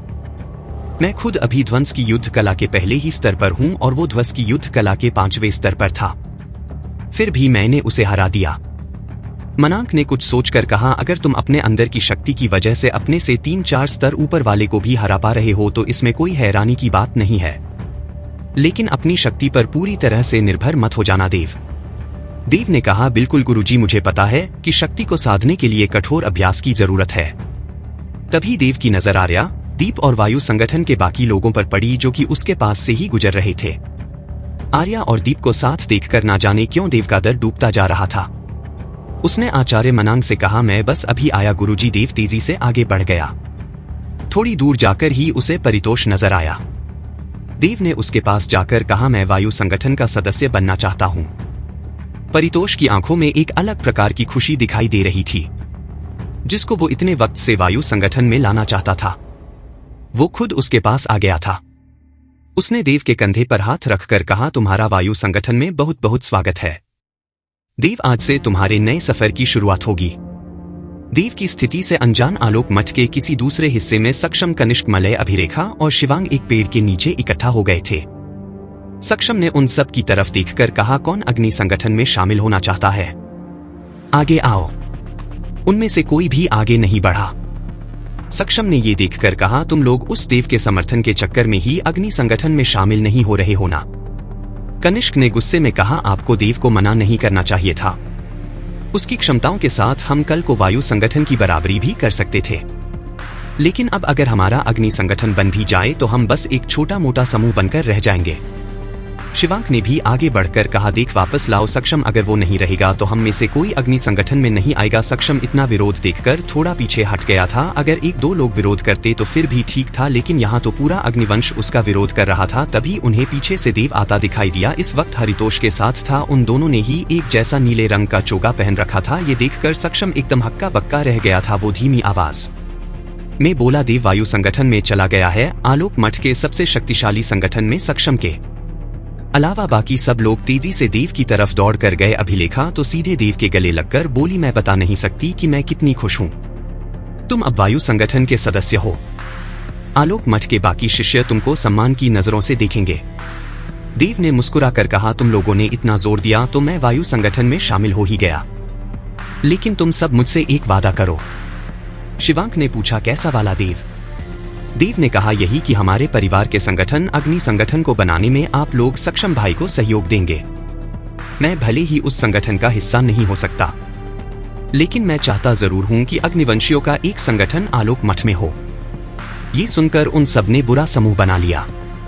देव के अग्नि संगठन में ना होने की वजह से उन सब ने भी इस संगठन में शामिल ना होने का फैसला कर लिया था, लेकिन अब देव ही उनसे फिर से अग्नि संगठन को बनाने का वचन मांग रहा था। अभिलेखा ने धीरे से सिर हिलाकर कहा, ठीक है देव, अगर तुम्हारी यही इच्छा है तो यही सही। तभी देव के साथ खड़े परितोष ने कहा, अब अगर आप लोगों की बातें हो गई हो तो मुझे देव को वायु संगठन के बाकी सदस्यों से मिलाने भी ले जाना है। देव परितोष के साथ आगे बढ़ चला था। उसे नीले चोगे में देखकर सक्षम का चेहरा गुस्से से लाल हो गया था। उसका मन था कि वही देव का गला दबा दे। उसने किस तरह से अपनी भावनाओं पर काबू रखा हुआ था यह वही जानता था। देव परितोष के साथ एक भव्य इमारत के सामने जा खड़ा हुआ जो कि वायु संगठन के सदस्यों के लिए अलग से बनाई गई थी। देव इतनी बड़ी इमारत को देखकर हैरान होते हुए बोला, मुझे नहीं पता था कि अलग अलग संगठनों को अलग अलग इमारतें भी दी जाती है। परितोष ने मुस्कुराकर कहा, सबको नहीं दी जाती। वायु संगठन लंबे समय से आलोक मठ का सबसे शक्तिशाली संगठन रहा है, इसीलिए इसके सदस्यों को एक अलग इमारत दी गई है। आओ मैं तुम्हें बाकी सदस्यों से मिलाता हूं। देव परितोष के साथ उस आलीशान इमारत के अंदर गया। एक लंबी सी गोल मेज के आसपास वायु संगठन के बाकी सदस्य भी बैठे हुए थे, जिनमें आर्या, दीप और बाकी लोग भी शामिल थे। परितोष ने बाकी सबसे कहा, आज हमारे वायु संगठन में एक और सदस्य शामिल हो चुका है, आप लोग स्वागत कीजिए देव का। देव को वहां देखकर आर्या के मन में खुशी की एक लहर भी थी, लेकिन साथ ही साथ उसे देव की नाराजगी से चिंता भी हो रही थी। दीप के चेहरे का रंग एकदम उड़ा हुआ था। पहले तो वो आर्या को मनाने के लिए खुद देव को वायु संगठन में लाना चाहता था, लेकिन अब देव को सामने देखकर उसकी धड़कनें बढ़ चुकी थी। वो बड़बड़ाया, आर्या और देव दोनों के मन में एक दूसरे के लिए कुछ खास भावनाएं हैं। अगर देव वायु संगठन में आता है तो मुझे उस पर खास नजर रखनी होगी। तभी संगठन के सदस्यों में से एक लड़की उठी और मुस्कुराते हुए देव की तरफ देखकर बोली, वायु संगठन में स्वागत है। देव, तुम वही देव हो ना जिसने आर्या को औषधि पर्वत पर बचाया था और अभी अभी शायद अपने परिवार के सम्मान को भी बचाया है तुमने। देव ने हैरान होकर कहा, आपको मेरे बारे में इतना सब कैसे पता? वो लड़की देव के पास आकर बोली, मेरा नाम अनामिका है और मेरे पिता भी हरित पर्वत के पास एक गाँव के मुखिया है। वो उस वक्त वही थे जब तुमने काली पर्वत गाँव के विराट को हराया। तुम वाकई पराक्रमी हो देव। अनामिका देव के पास जाकर उसे कुछ अलग ही नजरों से देख रही थी, जिसकी वजह से देव थोड़ा पीछे हट गया। परितोष ने कहा, सभी वायु संगठन के सदस्य अपनी जगह पर बैठ जाए, मुझे सबसे जरूरी बात करनी है। अनामिका ने देव को अपने पास वाली कुर्सी पर बैठने का इशारा किया। देव को और कोई जगह खाली नहीं दिख रही थी, इसीलिए वो अनामिका के बगल में ही जाकर बैठ गया। अनामिका को देव के करीब आने की कोशिश करते देखकर आर्या को काफी तेज गुस्सा आ रहा था, लेकिन उसने कुछ कहा नहीं। परितोष ने सबके सामने आकर कहा, आलोक मठ और अलग अलग राज्यों में मौजूद बाकी मठों को का बहुत बड़े खजाने की खबर मिली है। हमारा काम है आलोक मठ की तरफ से उस जगह जाकर खजाने को लाना। हम खजाने का जो भी हिस्सा लाएंगे वो आलोक मठ के काम आएगा। देव ने हैरान होकर कहा, तो क्या वायु संगठन के लोग अलग अलग जगहों पर जाकर खजाना लूटने का काम करते हैं? परितोष ने जवाब दिया, अगर बाहर किसी भी जगह बेशकीमती खजाना मिलता है जो कि किसी राज्य का हिस्सा नहीं है तो उसकी सूचना सभी मठों को दी जाती है। हर मठ से सबसे शक्तिशाली समूहों को खजाना लेने भेजा जाता है। ऐसे कामों के लिए आलोक मठ से वायु संगठन जाता है, लेकिन वहां बाकी मठों के शक्तिशाली लोग भी आएंगे। देव ने यह बात सुनकर हैरान होकर कहा, फिर तो खजाना एक दूसरे से छीनने की होड़ में वहां काफी बड़ा युद्ध होगा। उसके बगल में बैठी अनामिका मुस्कुराकर बोली, भाइयों, सिंगल का सदस्य बनकर इसी बात का तो मजा है, तुम्हें अब असली जंग देखने को मिलेगी। अनामिका को देव से इतना प्यार से बात करते देखकर आर्या धीरे से बोली, फिलहाल तो अनामिका के चेहरे की खुशी देखकर लगता है कि खजाना उसी के हाथ लग गया है। आर्या की धीमी आवाज किसी और के कानों तक नहीं पहुंची थी। देव ने आगे पूछा, लेकिन ये खजाना है कहाँ, हमें जाना कहाँ पड़ेगा? परितोष ने कहा, महान ऋषि ओंकारनाथ के साधना स्थल। परितोष का जवाब सुनकर देव के पेट में गुदगुदी सी होने लगी थी। उसे पता था कि ऋषि ओंकारनाथ का साधना स्थल वही जगह थी जहां उसके पिता शिवेश सालों पहले अपनी पत्नी मधुलिका को लेकर जा रहे थे। साधना स्थल पहुंचने से थोड़ा पहले ही शिवेश की पत्नी मारी गई थी और शिवेश को देव मिला था। साधना स्थल का नाम सुनकर इन ख्यालों में खो गए देव। अनामिका ने देव से पूछा। देव ने अपने ख्यालों से बाहर आते हुए कहा, नहीं कुछ नहीं। अनामिका देव के माथे को छूते हुए बोली, कहीं तुम्हें बुखार तो नहीं? वैसे लग तो नहीं रहा। अनामिका को किसी बहाने से देव का माथा छूते देखकर आर्या का पारा सातव आसमान पर चला गया था। वो गुस्से में बोली, मेरे ख्याल से देव एकदम ठीक है अनामिका, और वो अपना ख्याल खुद रख सकता है। आर्या की आवाज में चलन के भाव को देव भी महसूस कर सकता था। अनामिका ने बुरा समूह बनाकर देव के माथे से हाथ हटा लिया, ने कहा, अब सब लोग जा सकते हैं, अपना सामान बांध लेना, हमें कल सुबह ही निकलना है। बाकी सबके साथ अपने ख्यालों में डूबा देव भी बाहर आ चुका था। वायु संगठन के किसी सदस्य को इस बात की भनकत नहीं थी कि खिड़की पर मक्खी बनकर चिपका बहुपिया उनकी सारी बातें सुन चुका था। दूसरी तरफ सक्षम ने अपने कमरे में मौजूद मेज को मुक्का मारकर तोड़ दिया था। कब तक मुझे इस देव की वजह से अपमानित होना पड़ेगा? मेरे खुद के भाई बहन बस देव के कहने की वजह से अग्नि संगठन में टिके हुए हैं, सक्षम ने गुस्से में कहा। कमरे की चौखट के पास खड़े सुजान ने मुस्कुराकर कहा, चिंता मत करो, देव की जिंदगी की उल्टी गिनती अब शुरू हो चुकी है, तुम बस आगे मेरा साथ देना। सक्षम ने सुजान के पास जाकर कहा, मैं हर तरह से तुम्हारा साथ दूंगा, बस इस देव को हमेशा हमेशा के लिए मेरे रास्ते से हटा दो। सक्षम और सुजान आगे देव को मारने के लिए क्या योजना बनाएंगे? देव को समाधि स्थल में जाकर क्या पता चलेगा? क्या आर्या अनामिका को देव के करीब आते देखकर कुछ करेगी? जानने के लिए सुने सर्वशक्तिमान देव का अगला एपिसोड सिर्फ पॉकेट FM पर। तुम चिंता मत करो, मैं देव को मारने के लिए एक बड़ी योजना बना रहा हूं, लेकिन उससे पहले मुझे एक जरूरी काम करना होगा। यह कहते वक्त सुजान की आंखों में एक चमक आ गई थी। सक्षम ने पूछा, कैसा जरूरी काम? सुजान ने उसके कक्ष से बाहर निकलते हुए कहा, वो जानने की जरूरत तुम्हें नहीं है। वहीं दूसरी तरफ आलोक मठ के बाहरी वर्ग में एक अलग जगह पर कारावास बना हुआ था। सावन और जल संगठन के बाकी सभी सदस्य वहीं पर कैद थे। सावन के एक साथी ने पूछा, अब क्या होगा सावन भाई? इस सुशांत ने तो बड़ी चालाकी से हमें कुणाल के खून के इल्जाम में फंसा दिया है। सावन ने कुछ सोचते हुए कहा, तुम चिंता मत करो, हमें शायद आज रात ही दूसरे राज्य भेजा जाएगा जहां कुणाल के माता पिता रहते हैं। हम लोग बीच रास्ते से ही गायब हो जाएंगे और फिर उस सुन से बदला लेंगे। तभी उन्हें जेल की सलाखों के बाहर झाड़ियों के पास कुछ हलचल सुनाई दी। सावन ने यह सुनकर कहा, शायद कोई उसी तरफ आ रहा है, लेकिन इतनी रात गए इस तरफ कौन आएगा? तभी अंधेरे में से मुस्कुराता हुआ सुजान बाहर निकल कर आया, जिसे देखकर वो सब एकदम से घबरा गए। सुजान लोहे के सलाखों के पास आकर बोला, मैं जानता था कि तुम लोग जरूर मुझसे बदला लेने की सोचोगे, इसीलिए तुम्हारा कुछ तो करना पड़ेगा। सावन ने लोहे की सलाखों पर हाथ रखकर कसकर दांत भेजे और कहा, सुजान धोखेबाज, क्यों फंसाया तूने हमें? बोल। सुजान के चेहरे पर मुस्कुराहट अभी भी थी।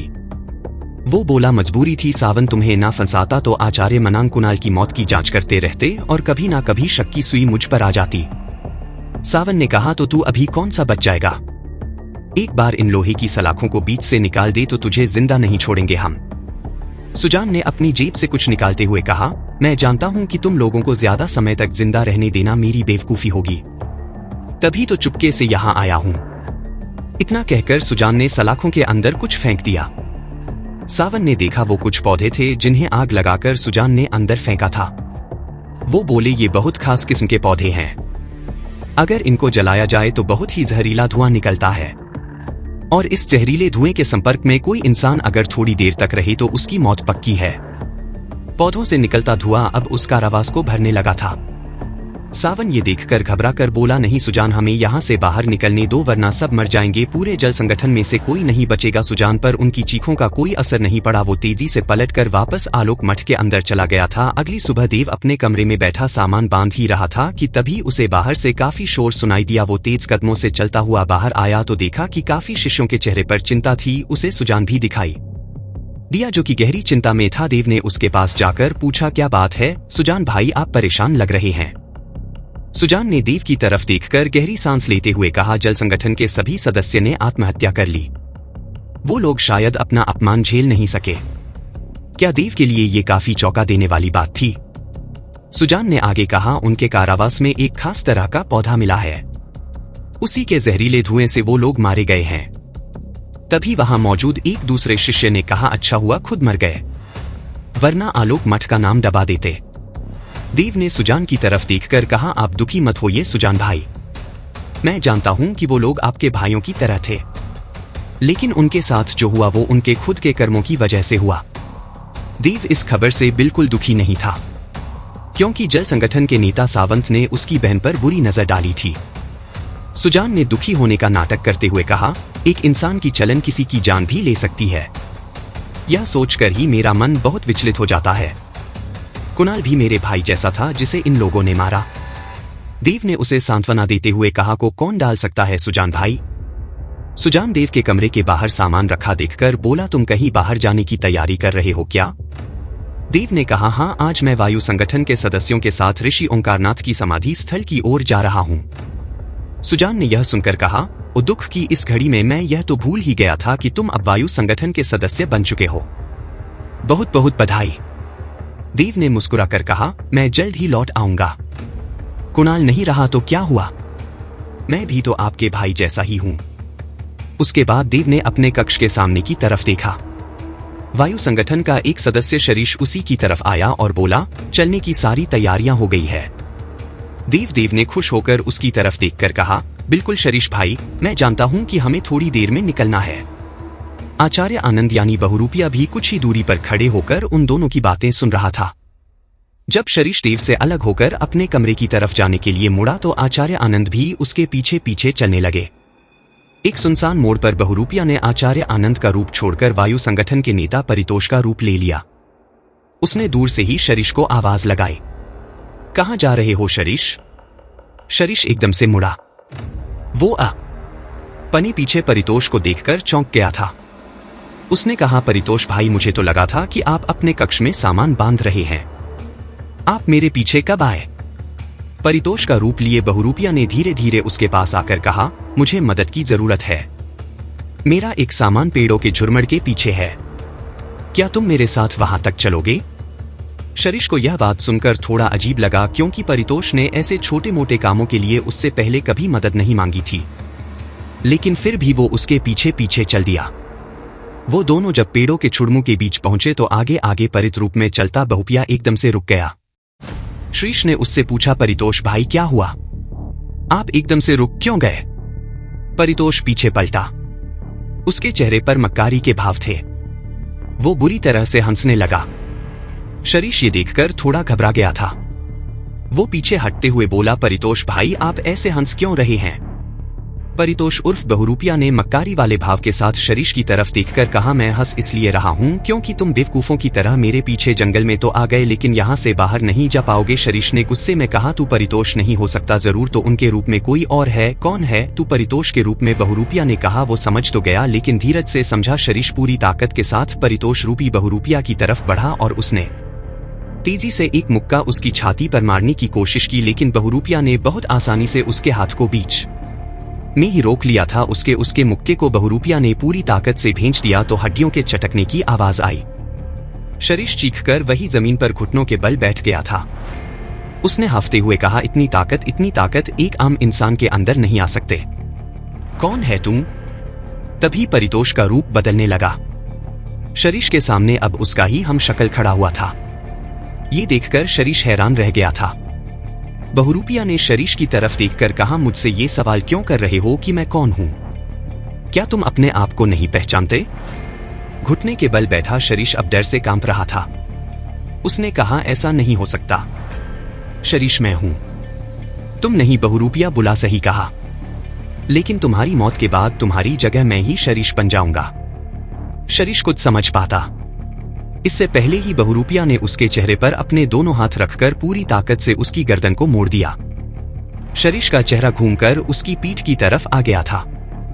उसका बेजान शरीर जंगल की धरती पर गिर चुका था। उसका रूप लिए बहुरूपिया तेजी से पेड़ों के झुरमुट से बाहर निकल आया था। वो कुछ दूर बढ़ा ही था। उसे सामने से आर्या आती दिखाई दी। आर्या उसके पास आकर बोली, अरे शरीश भाई, आप कहां घूम रहे हैं? समाधि स्थल जाने की सारी तैयारी हो चुकी है। शरीश के चेहरे पर मक्कारी भरी मुस्कुराहट थी। उसने कहा, हां, मैं एकदम तैयार हूं। वायु संगठन वालों को इस बात की भनक भी नहीं थी कि उनका एक सदस्य कम हो गया था और उसकी जगह बहुपिया ने ले ली थी। देव अपने कक्ष को बंद करके बाहर निकला ही था कि तभी उसके सभी भाई बहन उससे मिलने आ गए। अभिलेखा ने देव से कहा, तुमने ठीक से सारा सामान रख लिया है ना?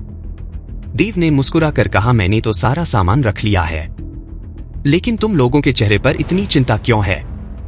शिवांग ने आगे बढ़कर कहा, तुम्हारे पर्वत और आलोक मठ से दूर पहली बार एक अलग जगह जा रहे हो। हमें पता है कि तुम एक काबिल योद्धा हो और खुद को संभाल लोगे, लेकिन फिर भी चिंता तो होती ही है।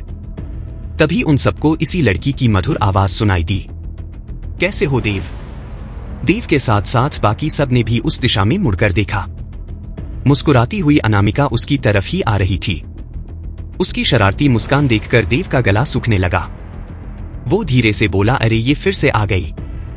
कनिष्क ने देव को कोहनी मारते हुए धीरे से पूछा। यह कन्या कौन है? छोटे भाई तुम्हें देखकर ऐसे मुस्कुरा क्यों रही है? देव ने चिंतित होकर कहा, अरे पूछिए मत कनिष्ठ भाई, यह भी वायु संगठन से है, लेकिन कल से ही जबरदस्ती मेरे गले पड़ गई है।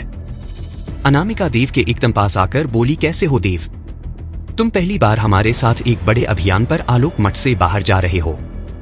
मुझे लगा कि पहले से आकर तुम्हारा हाल चाल ले लेना चाहिए। देव ने थोड़ा पीछे हटते हुए कहा, मेरा हाल और चल दोनों ठीक है। अनामिका, हाल चाल लेने के लिए धन्यवाद। ये देखकर अभिलेखा और बाकी लोग अपनी हंसी को छुपाने लगे। देव को बड़ी से बड़ी लड़ाई में भी उन्होंने इतना घबराते हुए नहीं देखा था जितना वो एक लड़की के सामने घबरा रहा था। उसी वक्त वायु संगठन के सभी सदस्य सफेद घोड़ों के ऊपर बैठे उसी तरफ आ गए थे। शरीश के रूप में बहुरूपिया भी उन सबके साथ था। उसकी नजरें देव पर ही टिकी हुई थी। परितोष ने देव की तरफ देखकर कहा, चलने का वक्त हो गया देव, जल्दी आ जाओ। देव ये सुनकर अपना सामान लेकर एक खाली सफेद घोड़े पर चढ़कर बैठ गया, जो कि उसी के लिए था। वो अपने भाई बहनों की तरफ देखकर हल्के से मुस्कुरा दिया। उसके बाद भाइयों संगठन के सभी लोग अपने अपने घोड़ों पर बैठकर आलोक मठ से बाहर की तरफ चल दिया। अनामिका जानबूझकर अपने घोड़े को देव के पास ले आई थी। वो देव से बोली, भाइयों संगठन के साथ अपने पहले काम की बधाई हो। देव भी यह सुनकर मुस्कुरा दिया। उनके पीछे घोड़े पर आती आर्या ये देखकर बिल्कुल भी खुश नहीं थी। उसके चेहरे पर चिढ़ साफ दिख रही थी। आलोक मठ के बाकी शिष्य सभी नीले चोगे वालों को काफी सम्मान भरी नजरों से देख रहे थे, लेकिन श्रीश उर्फिया की नजरें तो बस घोड़े पर सवार देव की तरफ थी। उन लोगों के आलोक मठ के बाहरी फाटक से निकल जाने के बाद आचार्य मनाक तेजी से वहां पहुंचे। उन्होंने अभिलेखा और बाकी सबसे पूछा, आचार्य आनंद को देखा है किसी ने? कहाँ है आचार्य आनंद? शिवांक ने पूछा, क्या बात है आचार्य जी, आप इतने परेशान होकर उन्हें क्यों ढूंढ रहे हैं? आचार्य मनांग ने अपने पहरेदारों से कहा, उनके कक्ष की तरफ जाकर देखा किसी ने? एक पहरेदार ने कहा, उनके कक्ष के दरवाजे को तोड़कर भी देखा आचार्य जी, और प्रशिक्षण स्थल जाकर भी देखा, आचार्य आनंद कहीं भी नहीं है। अभिलेखा, कनिष्क, मलय, शिवांग और वहां खड़े बाकी शिष्यों को अब किसी भारी गड़बड़ी का अंदेशा हो रहा था। अभिलेखा ने पूछा, लेकिन बात क्या है? आप आचार्य आनंद को ऐसे क्यों ढूंढ रहे हैं? आचार्य मनाक ने जवाब दिया, क्योंकि अभी अभी एक पश्चिमी राज्य की सीमा के पास एक धर्मशाला के सामने मौजूद जंगल से आचार्य आनंद की लाश मिली है। असली आचार्य आनंद की लाश। अभिलेखा हैरान होकर बोली, इसका मतलब? तो इसका मतलब आलोक मठ में अभी तक आचार्य आनंद के भेष में कोई और ही था। आचार्य मनाक ने कहा, ना जाने अभी कहाँ है वो। आचार्य मना को आचार्य आनंद यानी बहुरूपिया नहीं मिलने वाला था, क्योंकि अभी वो वायु संगठन का सदस्य श्रीश बनकर देव के पीछे पीछे चल रहा था। देव और बहुरूपिया का आमना सामना कब होगा? सुजान की अगली चाल क्या होने वाली है? आर्या अनामिका को देव के पास आते देखकर क्या करेगी? जानने के लिए सुने सर्वशक्तिमान देव का अगला एपिसोड सिर्फ पॉकेट FM पर। तू बहुत बच चुका है मेरे हाथों से देव, लेकिन अब नहीं, अब तू आलोक मठ से बाहर है और तुझे बचाने वाला कोई नहीं है। श्रीश के रूप में घोड़े पर बैठा बहुया मन ही मन देव को आगे घोड़े पर सवार देखकर उसे मारने की इच्छा पर काबू नहीं रख पा रहा था। तभी दीप ने अपना घोड़ा उसके बगल में लाते हुए कहा, क्या बात है श्रीश, वैसे तो तुम्हारा मुंह ही बंद नहीं होता, लेकिन अभी तुम कुछ बोल ही नहीं रहे हो। शरीश के रूप में मौजूद बहुरूपिया ये सुनकर थोड़ा चौंक गया था। उसने रूप तो श्रीश जैसा बना लिया था, लेकिन उसके जैसी बातचीत कैसे करता? उसने कुछ सोचकर कहा, दरअसल बात ऐसी है कि शरीश को मत छेड़ो दीप, उसकी तबीयत अभी ठीक नहीं है, वो मुझे सुबह ही बता चुका है। परितोष ने शरीश की बात काटकर कहा। दीप यह सुनकर चुप हो गया। आगे अपने घोड़े पर सवार देव के पसीने छूट रहे थे, क्योंकि उसके बगल में मौजूद अनामिका लगातार उसकी तरफ घूरते हुए मुस्कुरा रही थी। वो बड़े प्यार से बोली, लगता है तुम्हें लड़कियों से बात करने का अनुभव थोड़ा कम है। देव देखो ना, हम इतना सफर तय कर चुके हैं और तुमने मुझसे ज्यादा बात भी नहीं की। अचानक से आर्या अपने घोड़े को अनामिका और देव के बीच में ले आई। अनामिका तो यह देखकर चौंक गई, लेकिन देव ने राहत की सांस ली। आर्या ने अनामिका की तरफ देखकर मुस्कुराकर कहा, देव मेरे बचपन का दोस्त है। अनामिका मुझसे अच्छी तरह से उसे कोई नहीं जानता, उसके लिए लड़कियों से बात करना हमेशा से थोड़ा मुश्किल रहा है। आर्या की आंखों में जलन साफ दिख रही थी। वो देव और अनामिका की करीबी बर्दाश्त नहीं कर पा रही थी। अनामिका ने मुस्कुराकर आर्या की तरफ देखकर कहा, तुम भी तो लड़की हो, देव को कभी तुमसे बात करने में मुश्किल नहीं हुई? आर्या बोली, नहीं, मैं ही अकेली ऐसी लड़की हूँ जिसे देव अपने मन की सारी बातें बता सकता है। यह सुनकर देव के तन बदन में आग लग गई थी, लेकिन वो अभी कुछ बोल नहीं सकता था। देव आर्या को अपने लिए ऐसे बहस करते देखकर हैरान था। आर्या ऐसे भड़की थी जैसे किसी ने उसकी कीमती चीज को चुराने की कोशिश की हो। देव आर्या के मन और आंखों में अपने लिए भावनाएं महसूस करवा रहा था, लेकिन दीप की मंगेतर होने की वजह से वो उससे दूरी रखना चाहता था। अनामिका अपने घोड़े के साथ थोड़ा आगे चली गई तो आर्या ने देव की तरफ देखकर कहा, तुम बहुत गप्पे मार रहे थे उस अनामिका के साथ। देव ने गहरी सांस लेकर धीरे से आर्या से कहा, मेरे पास और क्या जा रहा है, अब किसी की मंगेतर के साथ तो गप्पे नहीं मार सकता ना। देव की ये बात सीधे आर्या के दिल पर लगी थी। वो कमजोर आवाज में बोली, सही कहा तुमने देव, मैं भी ना जाने तुम पर कौन सा हाथ जताने आ गई। तुम्हें जिससे बात करनी है कर सकते हो। उसके बाद आर्या ने भी अपना घोड़ा देव से थोड़ा पीछे कर लिया।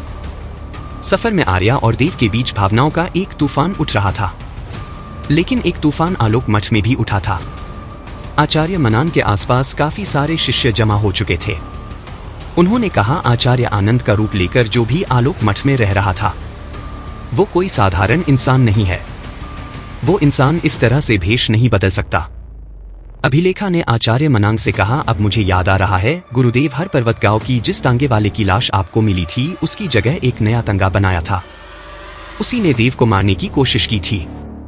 आचार्य मनाक ने यह सुनकर कहा, कोई तो है जो नए नए रूप ऐसे बदल रहा है जैसे इंसान कपड़े बदलता है, ना जाने वो अभी कहाँ है और किसके रूप में होगा। शिवांक ने कहा, अगर ये देव के पीछे पड़ा है तो कहीं ऐसा तो नहीं कि ये वायु संगठन के सदस्यों के साथ किसी और रूप में चला गया हो। उसी वक्त एक पहरादार दूसरी दिशा से भागता हुआ आया, उसकी बाहों में किसी की लाश थी। वो देखकर सब लोग चौंक गए। वो वायु संगठन के सदस्य शरीश की लाश थी। उसकी गर्दन पीठ की तरफ मुड़ी हुई थी। आचार्य मनाक और वहां मौजूद शिष्यों ने उसकी लाश को घेर लिया था।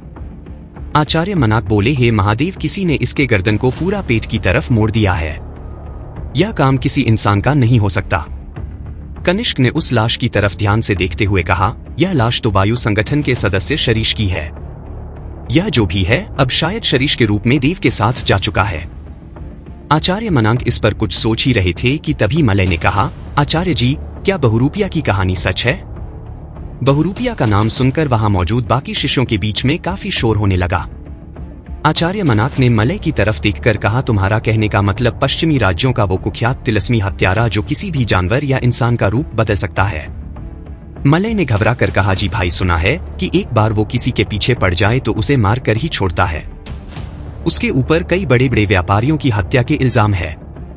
10 से ज्यादा राज्यों के सिपाही उसे ढूंढ रहे हैं, लेकिन अपने रूप बदलने की क्षमता के कारण वो बचा रहता है। आचार्य मनांक ने कहा, बहुरूपिया जैसे खतरनाक जादुई व्यक्ति का वजूद सच में है या नहीं वो कहना तो मुश्किल है। मैं जब तक अपनी आंखों से इन सब घटनाओं को नहीं देख लेता तब तक मैं इसमें नहीं मानता। अभिलेखा, कनिष्क, कुमल और शिवांग एकदम चिंता में पड़ गए थे। अभिलेखा बोली, मैं समझ नहीं पा रही, बहुरूपिया जैसा बड़ा हत्यारा देव को मारने की कोशिश क्यों कर रहा है? अभिलेखा का सवाल सुनकर आचार्य मनांग थोड़ा चौंक गए थे। उन्हें दिव्य दृष्टि की वजह से यह तो पता था कि कुछ शैतानी शक्तियां देव के शरीर में मौजूद दिव्य शक्ति की वजह से उसके पीछे पड़ी है, लेकिन वो ये राज ऐसे सबके सामने खोल नहीं सकते थे। देव ने बहुत भरोसा करके उन्हें अपनी शक्तियों के बारे में बताया था। आचार्य मनांग ने बात घुमाने के लिए कहा, अरे देव अभी अभी अग्निवश की प्रतियोगिता में इतने लोगों के सामने काली पर्वत गांव के अधिपति के बेटे से जीता था। ना तो हो सकता है कि उन्होंने इस खतरनाक हत्यारे को पैसे देकर देव के पीछे लगा दिया हो या फिर अग्निवंश के किसी और दुश्मन ने ऐसा किया हो। आचार्य मनाक ने देव पर हुए इस हमले के कारण को बहुत अच्छी तरह से घुमा दिया था, लेकिन देव के भाई बहन अब भी उसकी सलामती के लिए बहुत परेशान थे। आचार्य मनाक ने आगे कहा, दिक्कत यह है कि अगर बहुरूप वायु संगठन के साथ समाधि स्थल की तरफ निकल गया है तो बहुत देर हो चुकी है। देव या बाकी किसी को चेतावनी अब नहीं दी जा सकती। उसे खुद ही बहुरूपिया से बचना होगा। दूसरी तरफ देव और वायु संगठन के बाकी सदस्य इस बात से पूरी तरह बेखबर थे कि उनके बीच एक ऐसा शैतान मौजूद है जो बस सही वक्त पर देव को मारने का इंतजार कर रहा है। देव और बाकी लोग आगे एक ऐसी जगह पहुंच चुके थे जहां दूर दूर तक सिर्फ लाल मिट्टी थी। सबसे आगे बढ़ रहे परितोष ने बाकी सबसे तेज आवाज में पूछा, कोई बता सकता है इस जगह की मिट्टी इतनी लाल क्यों है? किसी को कुछ नहीं सूझा तो परितोष ने ही कहा, क्योंकि यहाँ 2 बड़े साम्राज्य का एक भयानक युद्ध हुआ था जिसमें कई सिपाही शहीद हुए थे। हजारों सिपाहियों का खून बहा था यहाँ पर। उनके खून की वजह से ही यह मिट्टी अब तक लाल है। यह सुनकर बाकी लोग भी चौंक गए थे। लेकिन देव सबसे ज्यादा चौंका था। उसने मन ही मन सोचा, क्या यही वो जगह है जहां मैं पिताजी को मिला था? यह सोचकर देव की आंखें एकदम से चमक उठी थी। उसने परितोष से पूछा, वो भयानक युद्ध किन के बीच हुआ था? परितोष ने कहा, 2 बड़े साम्राज्यों के बीच युद्ध हुआ था, सूर्यवंशी और चंद्रवंशी। उस युद्ध को शायद चंद्रवंशी जीते थे। यह 2 नाम सुनकर ना जाने क्यों, लेकिन देव को काफी रोमांच महसूस हो रहा था।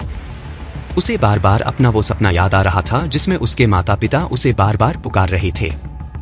उसने ध्यान से आसपास देखना शुरू किया ताकि उसे अपने असली माँ बाप के बारे में कुछ सुराग मिल सके, लेकिन दूर तक लाल मिट्टी के अलावा और कुछ नहीं था। देव अपने अतीत के बारे में जानने की कोशिश कर रहा था और महर्षि दिव्यदृष्टि कई हजार साल पहले के अतीत को जानने की कोशिश कर रहे थे।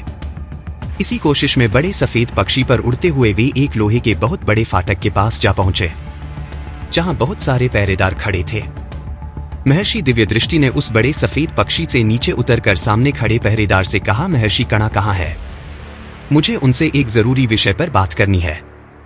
उन पहरेदारों में से एक भी उस बड़े सफेद पक्षी पर सवार दिव्यदृष्टि को देखकर नहीं चौंकता था, क्योंकि वह दिव्यदृष्टि को पहले से ही जानते थे। उनमें से एक ने आगे आकर कहा, महर्षि दिव्यदृष्टि को प्रणाम, लेकिन महर्षि कणा इस वक्त शक्ति मठ में नहीं है। दिव्यदृष्टि ने हैरानी जताते हुए पूछा, शक्ति मठ में नहीं है तो फिर कहाँ है? पहरेदार ने कहा, ऋषि ओंकारनाथ के समाधि स्थल के एक बेशकीमती खजाने के मिलने की सूचना आई है। महर्षि कणा और शक्ति मठ के कुछ शिष्य उसी तरफ गए। महर्षि दिव्यदृष्टि ने कुछ सोचकर कहा, ओ, इसका मतलब मुझे भी ऋषि ओंकारनाथ के समाधि स्थल जाना होगा। तभी मैं महर्षि कणा के साथ मिलकर इस प्राचीन शक्ति विषाद के बारे में और भी ज्यादा जान पाऊंगा। महर्षि दिव्यदृष्टि ने उस विशाखा लाल सफेद पक्षी के सिर पर हाथ फेरा और वो पंख खड़फड़ाते हुए उन्हें उड़ाकर आकाश में कहीं तेजी से ओझल हो गया। महर्षि दिव्यदृष्टि आलोक मठ में हुए हंगामे से पूरी तरह अनजान थे। आचार्य मनाक उस बड़े से कक्ष में चिंतित होकर गहल रहे थे। वो बड़बड़ाए, बड़ी मुसीबत में है और उस तक ये खबर पहुंचाने का कोई तरीका भी नहीं है। तभी उन्हें कमरे की चौखट से एक आवाज सुनाई दी, आप चिंता मत कीजिए आचार्य जी, मैं देव तक ये खबर पहुंचाऊंगा। आचार्य मनाक ने उस तरफ देखा। कमरे की चौखट पर सुजान खड़ा हुआ था। उसके माथे पर चिंता की लकीरें थी। वो बोला, मुझे पता चला कि किस तरह खतरनाक बहुरूपिया ने आलोक मठ के ऊपर सेंध लगाई थी। देव मेरे छोटे भाई जैसा है। अगर उसे कुछ हुआ तो मैं अपने आप को कभी माफ नहीं कर पाऊंगा। मुझे ऋषि ओंकारन हाथ को मरोड़ दिया, इससे पहले कि वो दोनों कोई प्रतिक्रिया कर पाते। सुजान ने उन दोनों के चेहरे पर एक एक लात जमा दी। वो दोनों उछलकर पीछे जा गिरे। उनमें से एक शिष्य गुस्से में उठते हुए बोला, तू काफी काबिल है लेकिन हमारी बराबरी नहीं कर सका। हिम्मत है तो मेरी वायु संसाधन कला का सामना कर। इतना कहकर वो शिष्य हवा में अपने हाथ विचित्र तरीके से घुमाने लगा। उसके आसपास की हवा गाढ़ी होने लगी थी।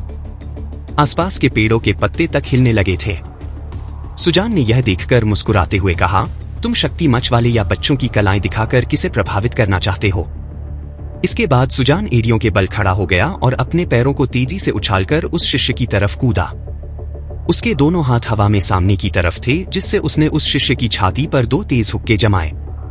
वो शिष्य फिर से पीछे की तरफ जा गया। उसने मुस्कुराते हुए सुजान की तरफ देखकर कहा, रुको, आगे मत बढ़ो, हम दोनों अपनी हार मानते हैं।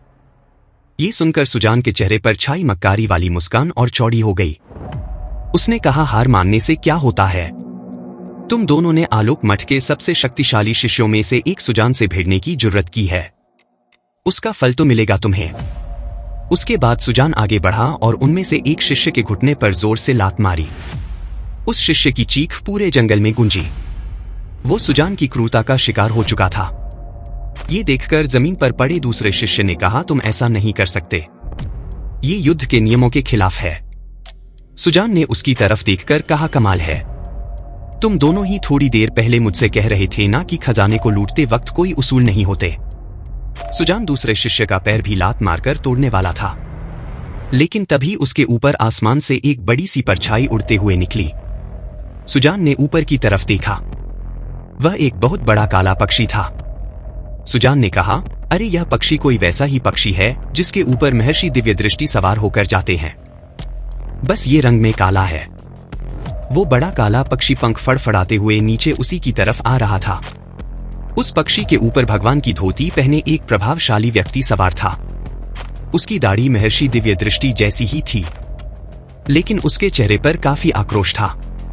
तभी जमीन पर पड़े एक शिष्य ने हंसकर कहा, अब तो नहीं बचेगा। शक्ति मठ के शिष्यों को संकट में देखकर शक्ति मठ के महागुरु महर्षि कणाद खोद आ गए हैं।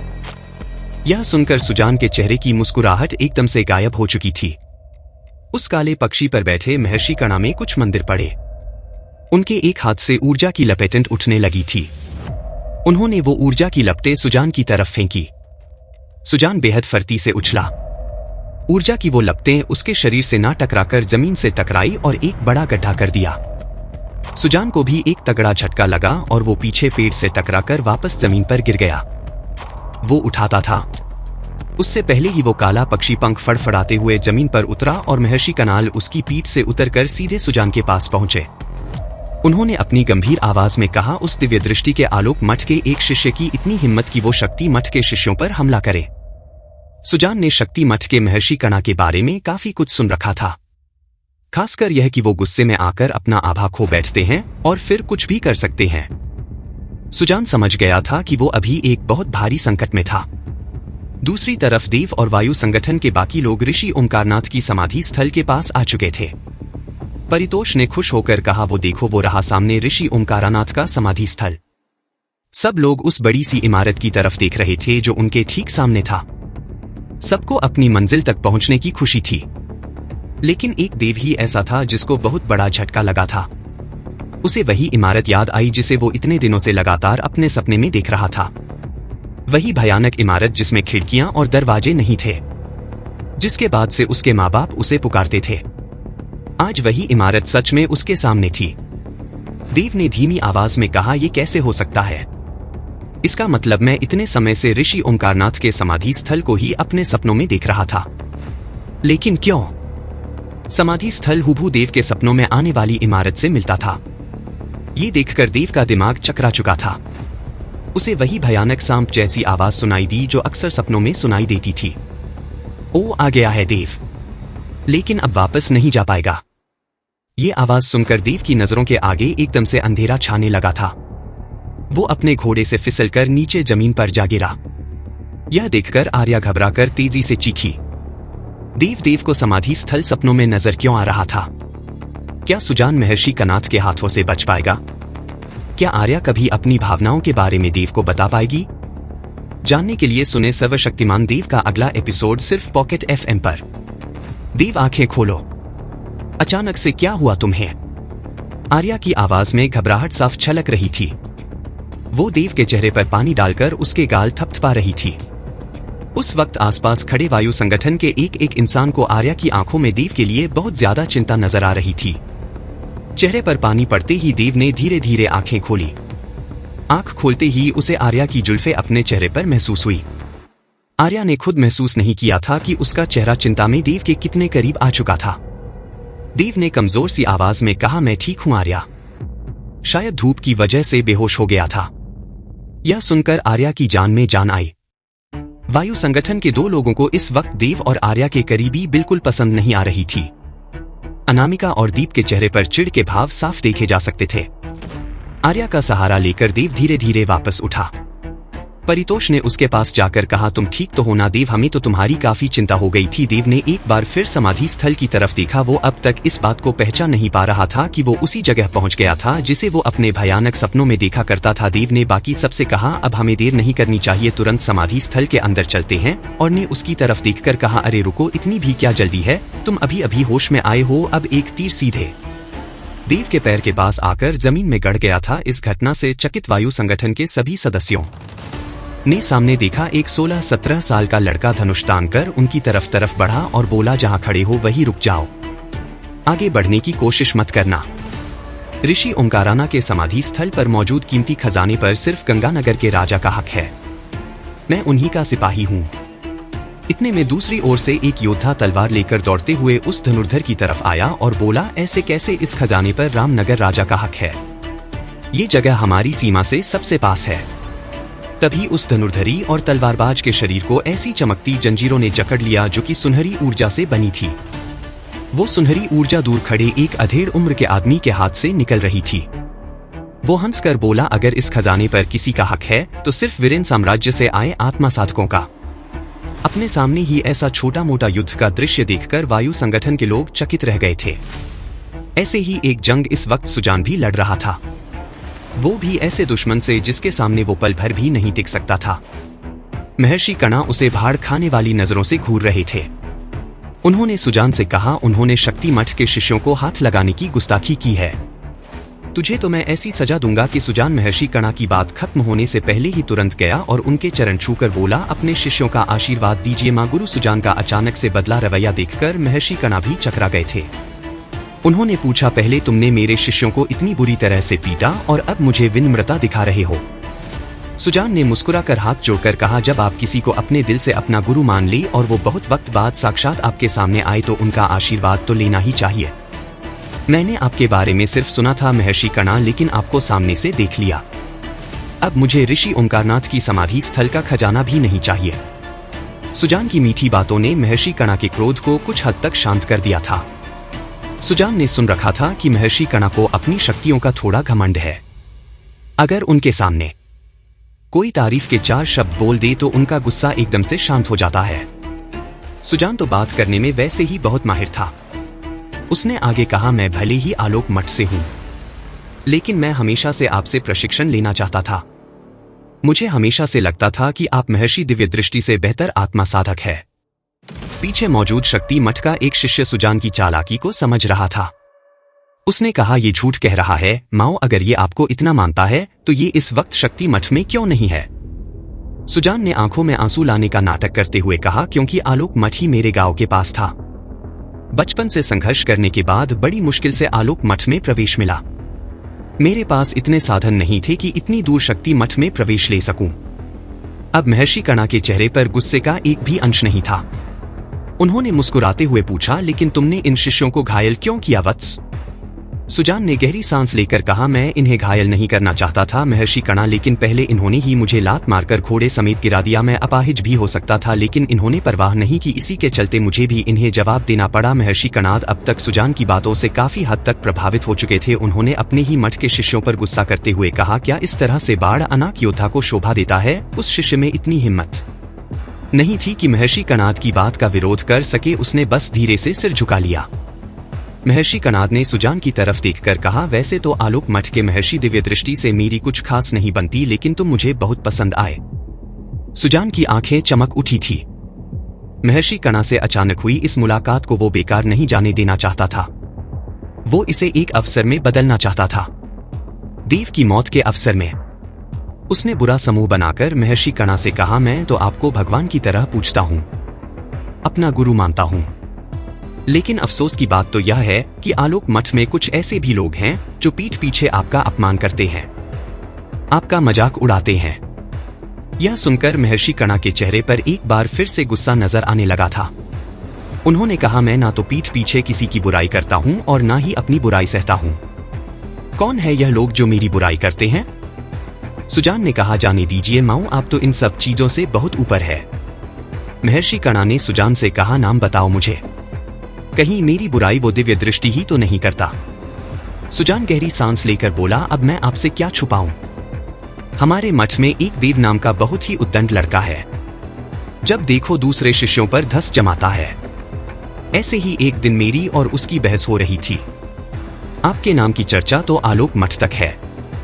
मैंने जैसे कहा कि शक्ति मठ के महर्षि कणाद दिव्य दृष्टि से बेहतर आत्मा साधक है, तो जानते हैं उसने क्या कहा? अब तक महर्षि कणा का चेहरा गुस्से से लाल हो चुका था। उन्होंने अपनी दोनों मुट्ठियां भी कर पूछा, क्या कहा उसने? सुजान थोड़ा झिझकते हुए बोला, मुझे तो शर्म आ रही है बोलने में। उसने कहा कि वो कणा महर्षि दिव्य दृष्टि के पैर की धूल बराबर भी नहीं है। महर्षि कणा की आंखों में गुस्सा साफ दिख रहा था। उन्होंने कहा, उस देव की यह मजाल अगर मुझे ऋषि ओंकारनाथ के समाधि स्थल जाकर उस प्राचीन किताब को पाने की जल्दी नहीं होती तो मैं आलोकमशी जाकर जरूर उस देव को सबक सिखाता। सुजान को नहीं पता था कि महर्षि कणाद किस प्राचीन किताब की बात कर रहे हैं, लेकिन उसे यही मौका एकदम ठीक लगा, महर्षि कणाद को देव का और भी बड़ा दुश्मन बनाने का। सुजान ने एकदम से कहा, फिर तो आपको जल्दी जाना पड़ेगा महर्षि कणा। ये देव भी अपने कुछ साथियों के साथ समाधि स्थल के लिए निकला है। ये किसी प्राचीन किताब को पाने की ही बात कर रहा था। ये सुनकर महर्षि क्रांत हैरान रह गए। उन्होंने कहा, असंभव, एक मामूली शिष्य को उस किताब के बारे में पता होना असंभव है। सुजान ने कहा, मुझे नहीं पता कि उसे इस बारे में कैसे पता। क्या पता उसे महर्षि दिव्य दृष्टि ने बताया हो। सुजान ने यह बात सिर्फ इसीलिए बोली थी ताकि उसके झूठ को थोड़ा बल मिल सके। लेकिन अब महर्षि कणा की आंखों में दिव्य दृष्टि के लिए भी गुस्सा एकदम साफ दिख रहा था। उन्होंने कहा, सही कहा तुमने। दिव्य दृष्टि ने ही शायद इस देव को उस किताब के बारे में बताया होगा। ऐसे दुर्लभ किताबों के बारे में सिर्फ शक्तिशाली आत्मा साधकों को ही पता होता है। मुझे अब जल्द से जल्द समाधि स्थल पहुंचना होगा। तुम मेरे साथ आओ सुजान। तभी शक्ति मठ के 2 शिष्यों में से एक ने कहा, रुकिए महागुरु, हमारा क्या होगा। कणाद ने वापस सुजान के साथ उस काले पक्षी की पीठ पर सवार होकर कहा, तुम्हारे एक साथी का घुटना टूट चुका है, उसे यहां से लेकर वापस जाओ। तुम लोग समाधि स्थल जाने योग्य नहीं रह गए हो। अब तक तो वो जगह अलग अलग दिशाओं से आए योद्धाओं की युद्ध का मैदान बन गई होगी। महर्षि कणा का अंदाजा बिल्कुल सही था। समाधि स्थल के ठीक सामने ही कई योद्धा सिर्फ अंदर जाने के लिए आपस में जंग कर रहे थे। वायु संगठन के सभी सदस्य एक पुणे में खड़े अंदर जाने का रास्ता देख रहे थे। अर्तोष ने कहा, यहां पर तो अलग अलग मठों के शिष्यों के साथ दूसरे राज्यों के सिपाही भी आ चुके हैं। मैंने इतने लोगों को यहां इकट्ठे होने की उम्मीद नहीं की थी। इसका मतलब इस बार खजाने में कुछ तो खास है। दीप ये सुनकर बोला, मैं एकदम साफ तौर पर तो नहीं कह सकता, लेकिन मैंने एक अफवाह सुनी थी। परितोष की जिज्ञासा बढ़ चुकी थी। उसने पूछा, ऐसा क्या खास है इस खजाने में। दीप ने जवाब दिया, ऋषि ओंकारनाथ द्वारा लिखी एक प्राचीन किताब जिसमें उन्होंने उड़ने वाली विद्या का जिक्र किया है। यह सुनकर परितोष ने गुस्से में कहा, यहां इतना भयानक युद्ध चल रहा है और तुम्हें मजाक सूझ रहा है। दीप बोला, अरे मैं मजाक नहीं कर रहा। अभी से 1000 साल पहले तक भी ऐसे ज्ञानी महात्मा और योद्धा हुआ करते थे जो कि तेज गति से हवा में उड़ सकते थे। आर्या चिढ़कर बोली, ये सब कहानियां बचपन में हमने भी सुनी है, लेकिन मैंने तो आज तक अपनी आंखों से कोई उड़ने वाला योद्धा नहीं देखा। बड़ी बड़ी आत्मा साधक भी हवा में तेजी से सफर करने के लिए पक्षियों का सहारा लेते हैं। दीप ने आर्या की तरफ गुस्से में देखकर कहा, यह सब कहानियां नहीं है बल्कि सच्चाई है। ऋषि ओंकारनाथ को मेरे माता पिता बहुत मानते हैं। वो आज तक पैदा हुए सबसे शक्तिशाली आत्मा साधकों में से एक थे। कुछ लोगों का मानना है कि वो संहारक युद्ध कला जानते थे। देव ने यह सुनकर पूछा, मैंने मारक युद्ध कला के बारे में सुना है, ध्वंसक और अतिध्वंसक युद्ध कला के बारे में भी सुना है, लेकिन ये संहार युद्ध कला क्या है। दीप ने कहा, संहारक युद्ध कला अतिध्वंसक युद्ध कला से भी ऊपर की युद्ध कला है। देव हैरान रह गया था। उसने कहा, मुझे तो लगा था कि सबसे ऊपर अतिध्वंसक युद्ध कला है, उसके भी ऊपर कुछ है। परितोष ने कहा, संहारक युद्ध कला सबसे ऊपर है। तुमने इसका नाम नहीं सुना क्योंकि बहुत कम योद्धा ये युद्ध कला जानते हैं। ये बस बड़े बड़े राज्यों के राजा और महाराजाओं तक ही सीमित है। आर्या घबराकर बोली, परितोष भाई, आप ये सब ज्ञान बाद में भी दे सकते हैं, फिलहाल हमें समाधि स्थल के अंदर जाना होगा। परितोष ने कहा, तुम ठीक कह रहे हो आर्या, हमें अब ज्यादा देर नहीं करनी चाहिए। वो लोग तेजी से आगे बढ़े। उनके साथ बढ़ता देव सिर्फ समाधि स्थल की तरफ देख रहा था। उसे अब भी यकीन नहीं हो रहा था कि यह वही जगह थी जिसे वो सपने में देखता आ रहा था। वो लोग साधना स्थल के अंदर जाने ही वाले थे कि तभी अचानक से उस तरफ कुछ तीर आए और रस्सी का रूप लेकर देव के पैरों से लिपट गए। देव चीखकर एकदम से नीचे गिरा। इसी के साथ बाकी लोग भी एकदम से रुके। उन सबको चारों तरफ से कई सारे धनुष बाण वाले सिपाहियों ने रोक लिया था। उन्होंने परितोष, दिव्या वगैरह से कहा, समाधि स्थल के अंदर जाने का इरादा छोड़ दो और लौट जाओ, वरना हम सबको तीरों से छलनी कर देंगे। क्या देव और उसके साथी समाधि स्थल के अंदर जा पाएंगे? क्या महर्षि कणाद सुजान की बातों में आकर देव के लिए कोई मुसीबत खड़ी कर देंगे? बहुरूपिया अब आगे क्या करेगा? जानने के लिए सुने सर्वशक्तिमान देव का अगला एपिसोड सिर्फ पॉकेट FM पर। आगे के एपिसोड चुनने के लिए हमारी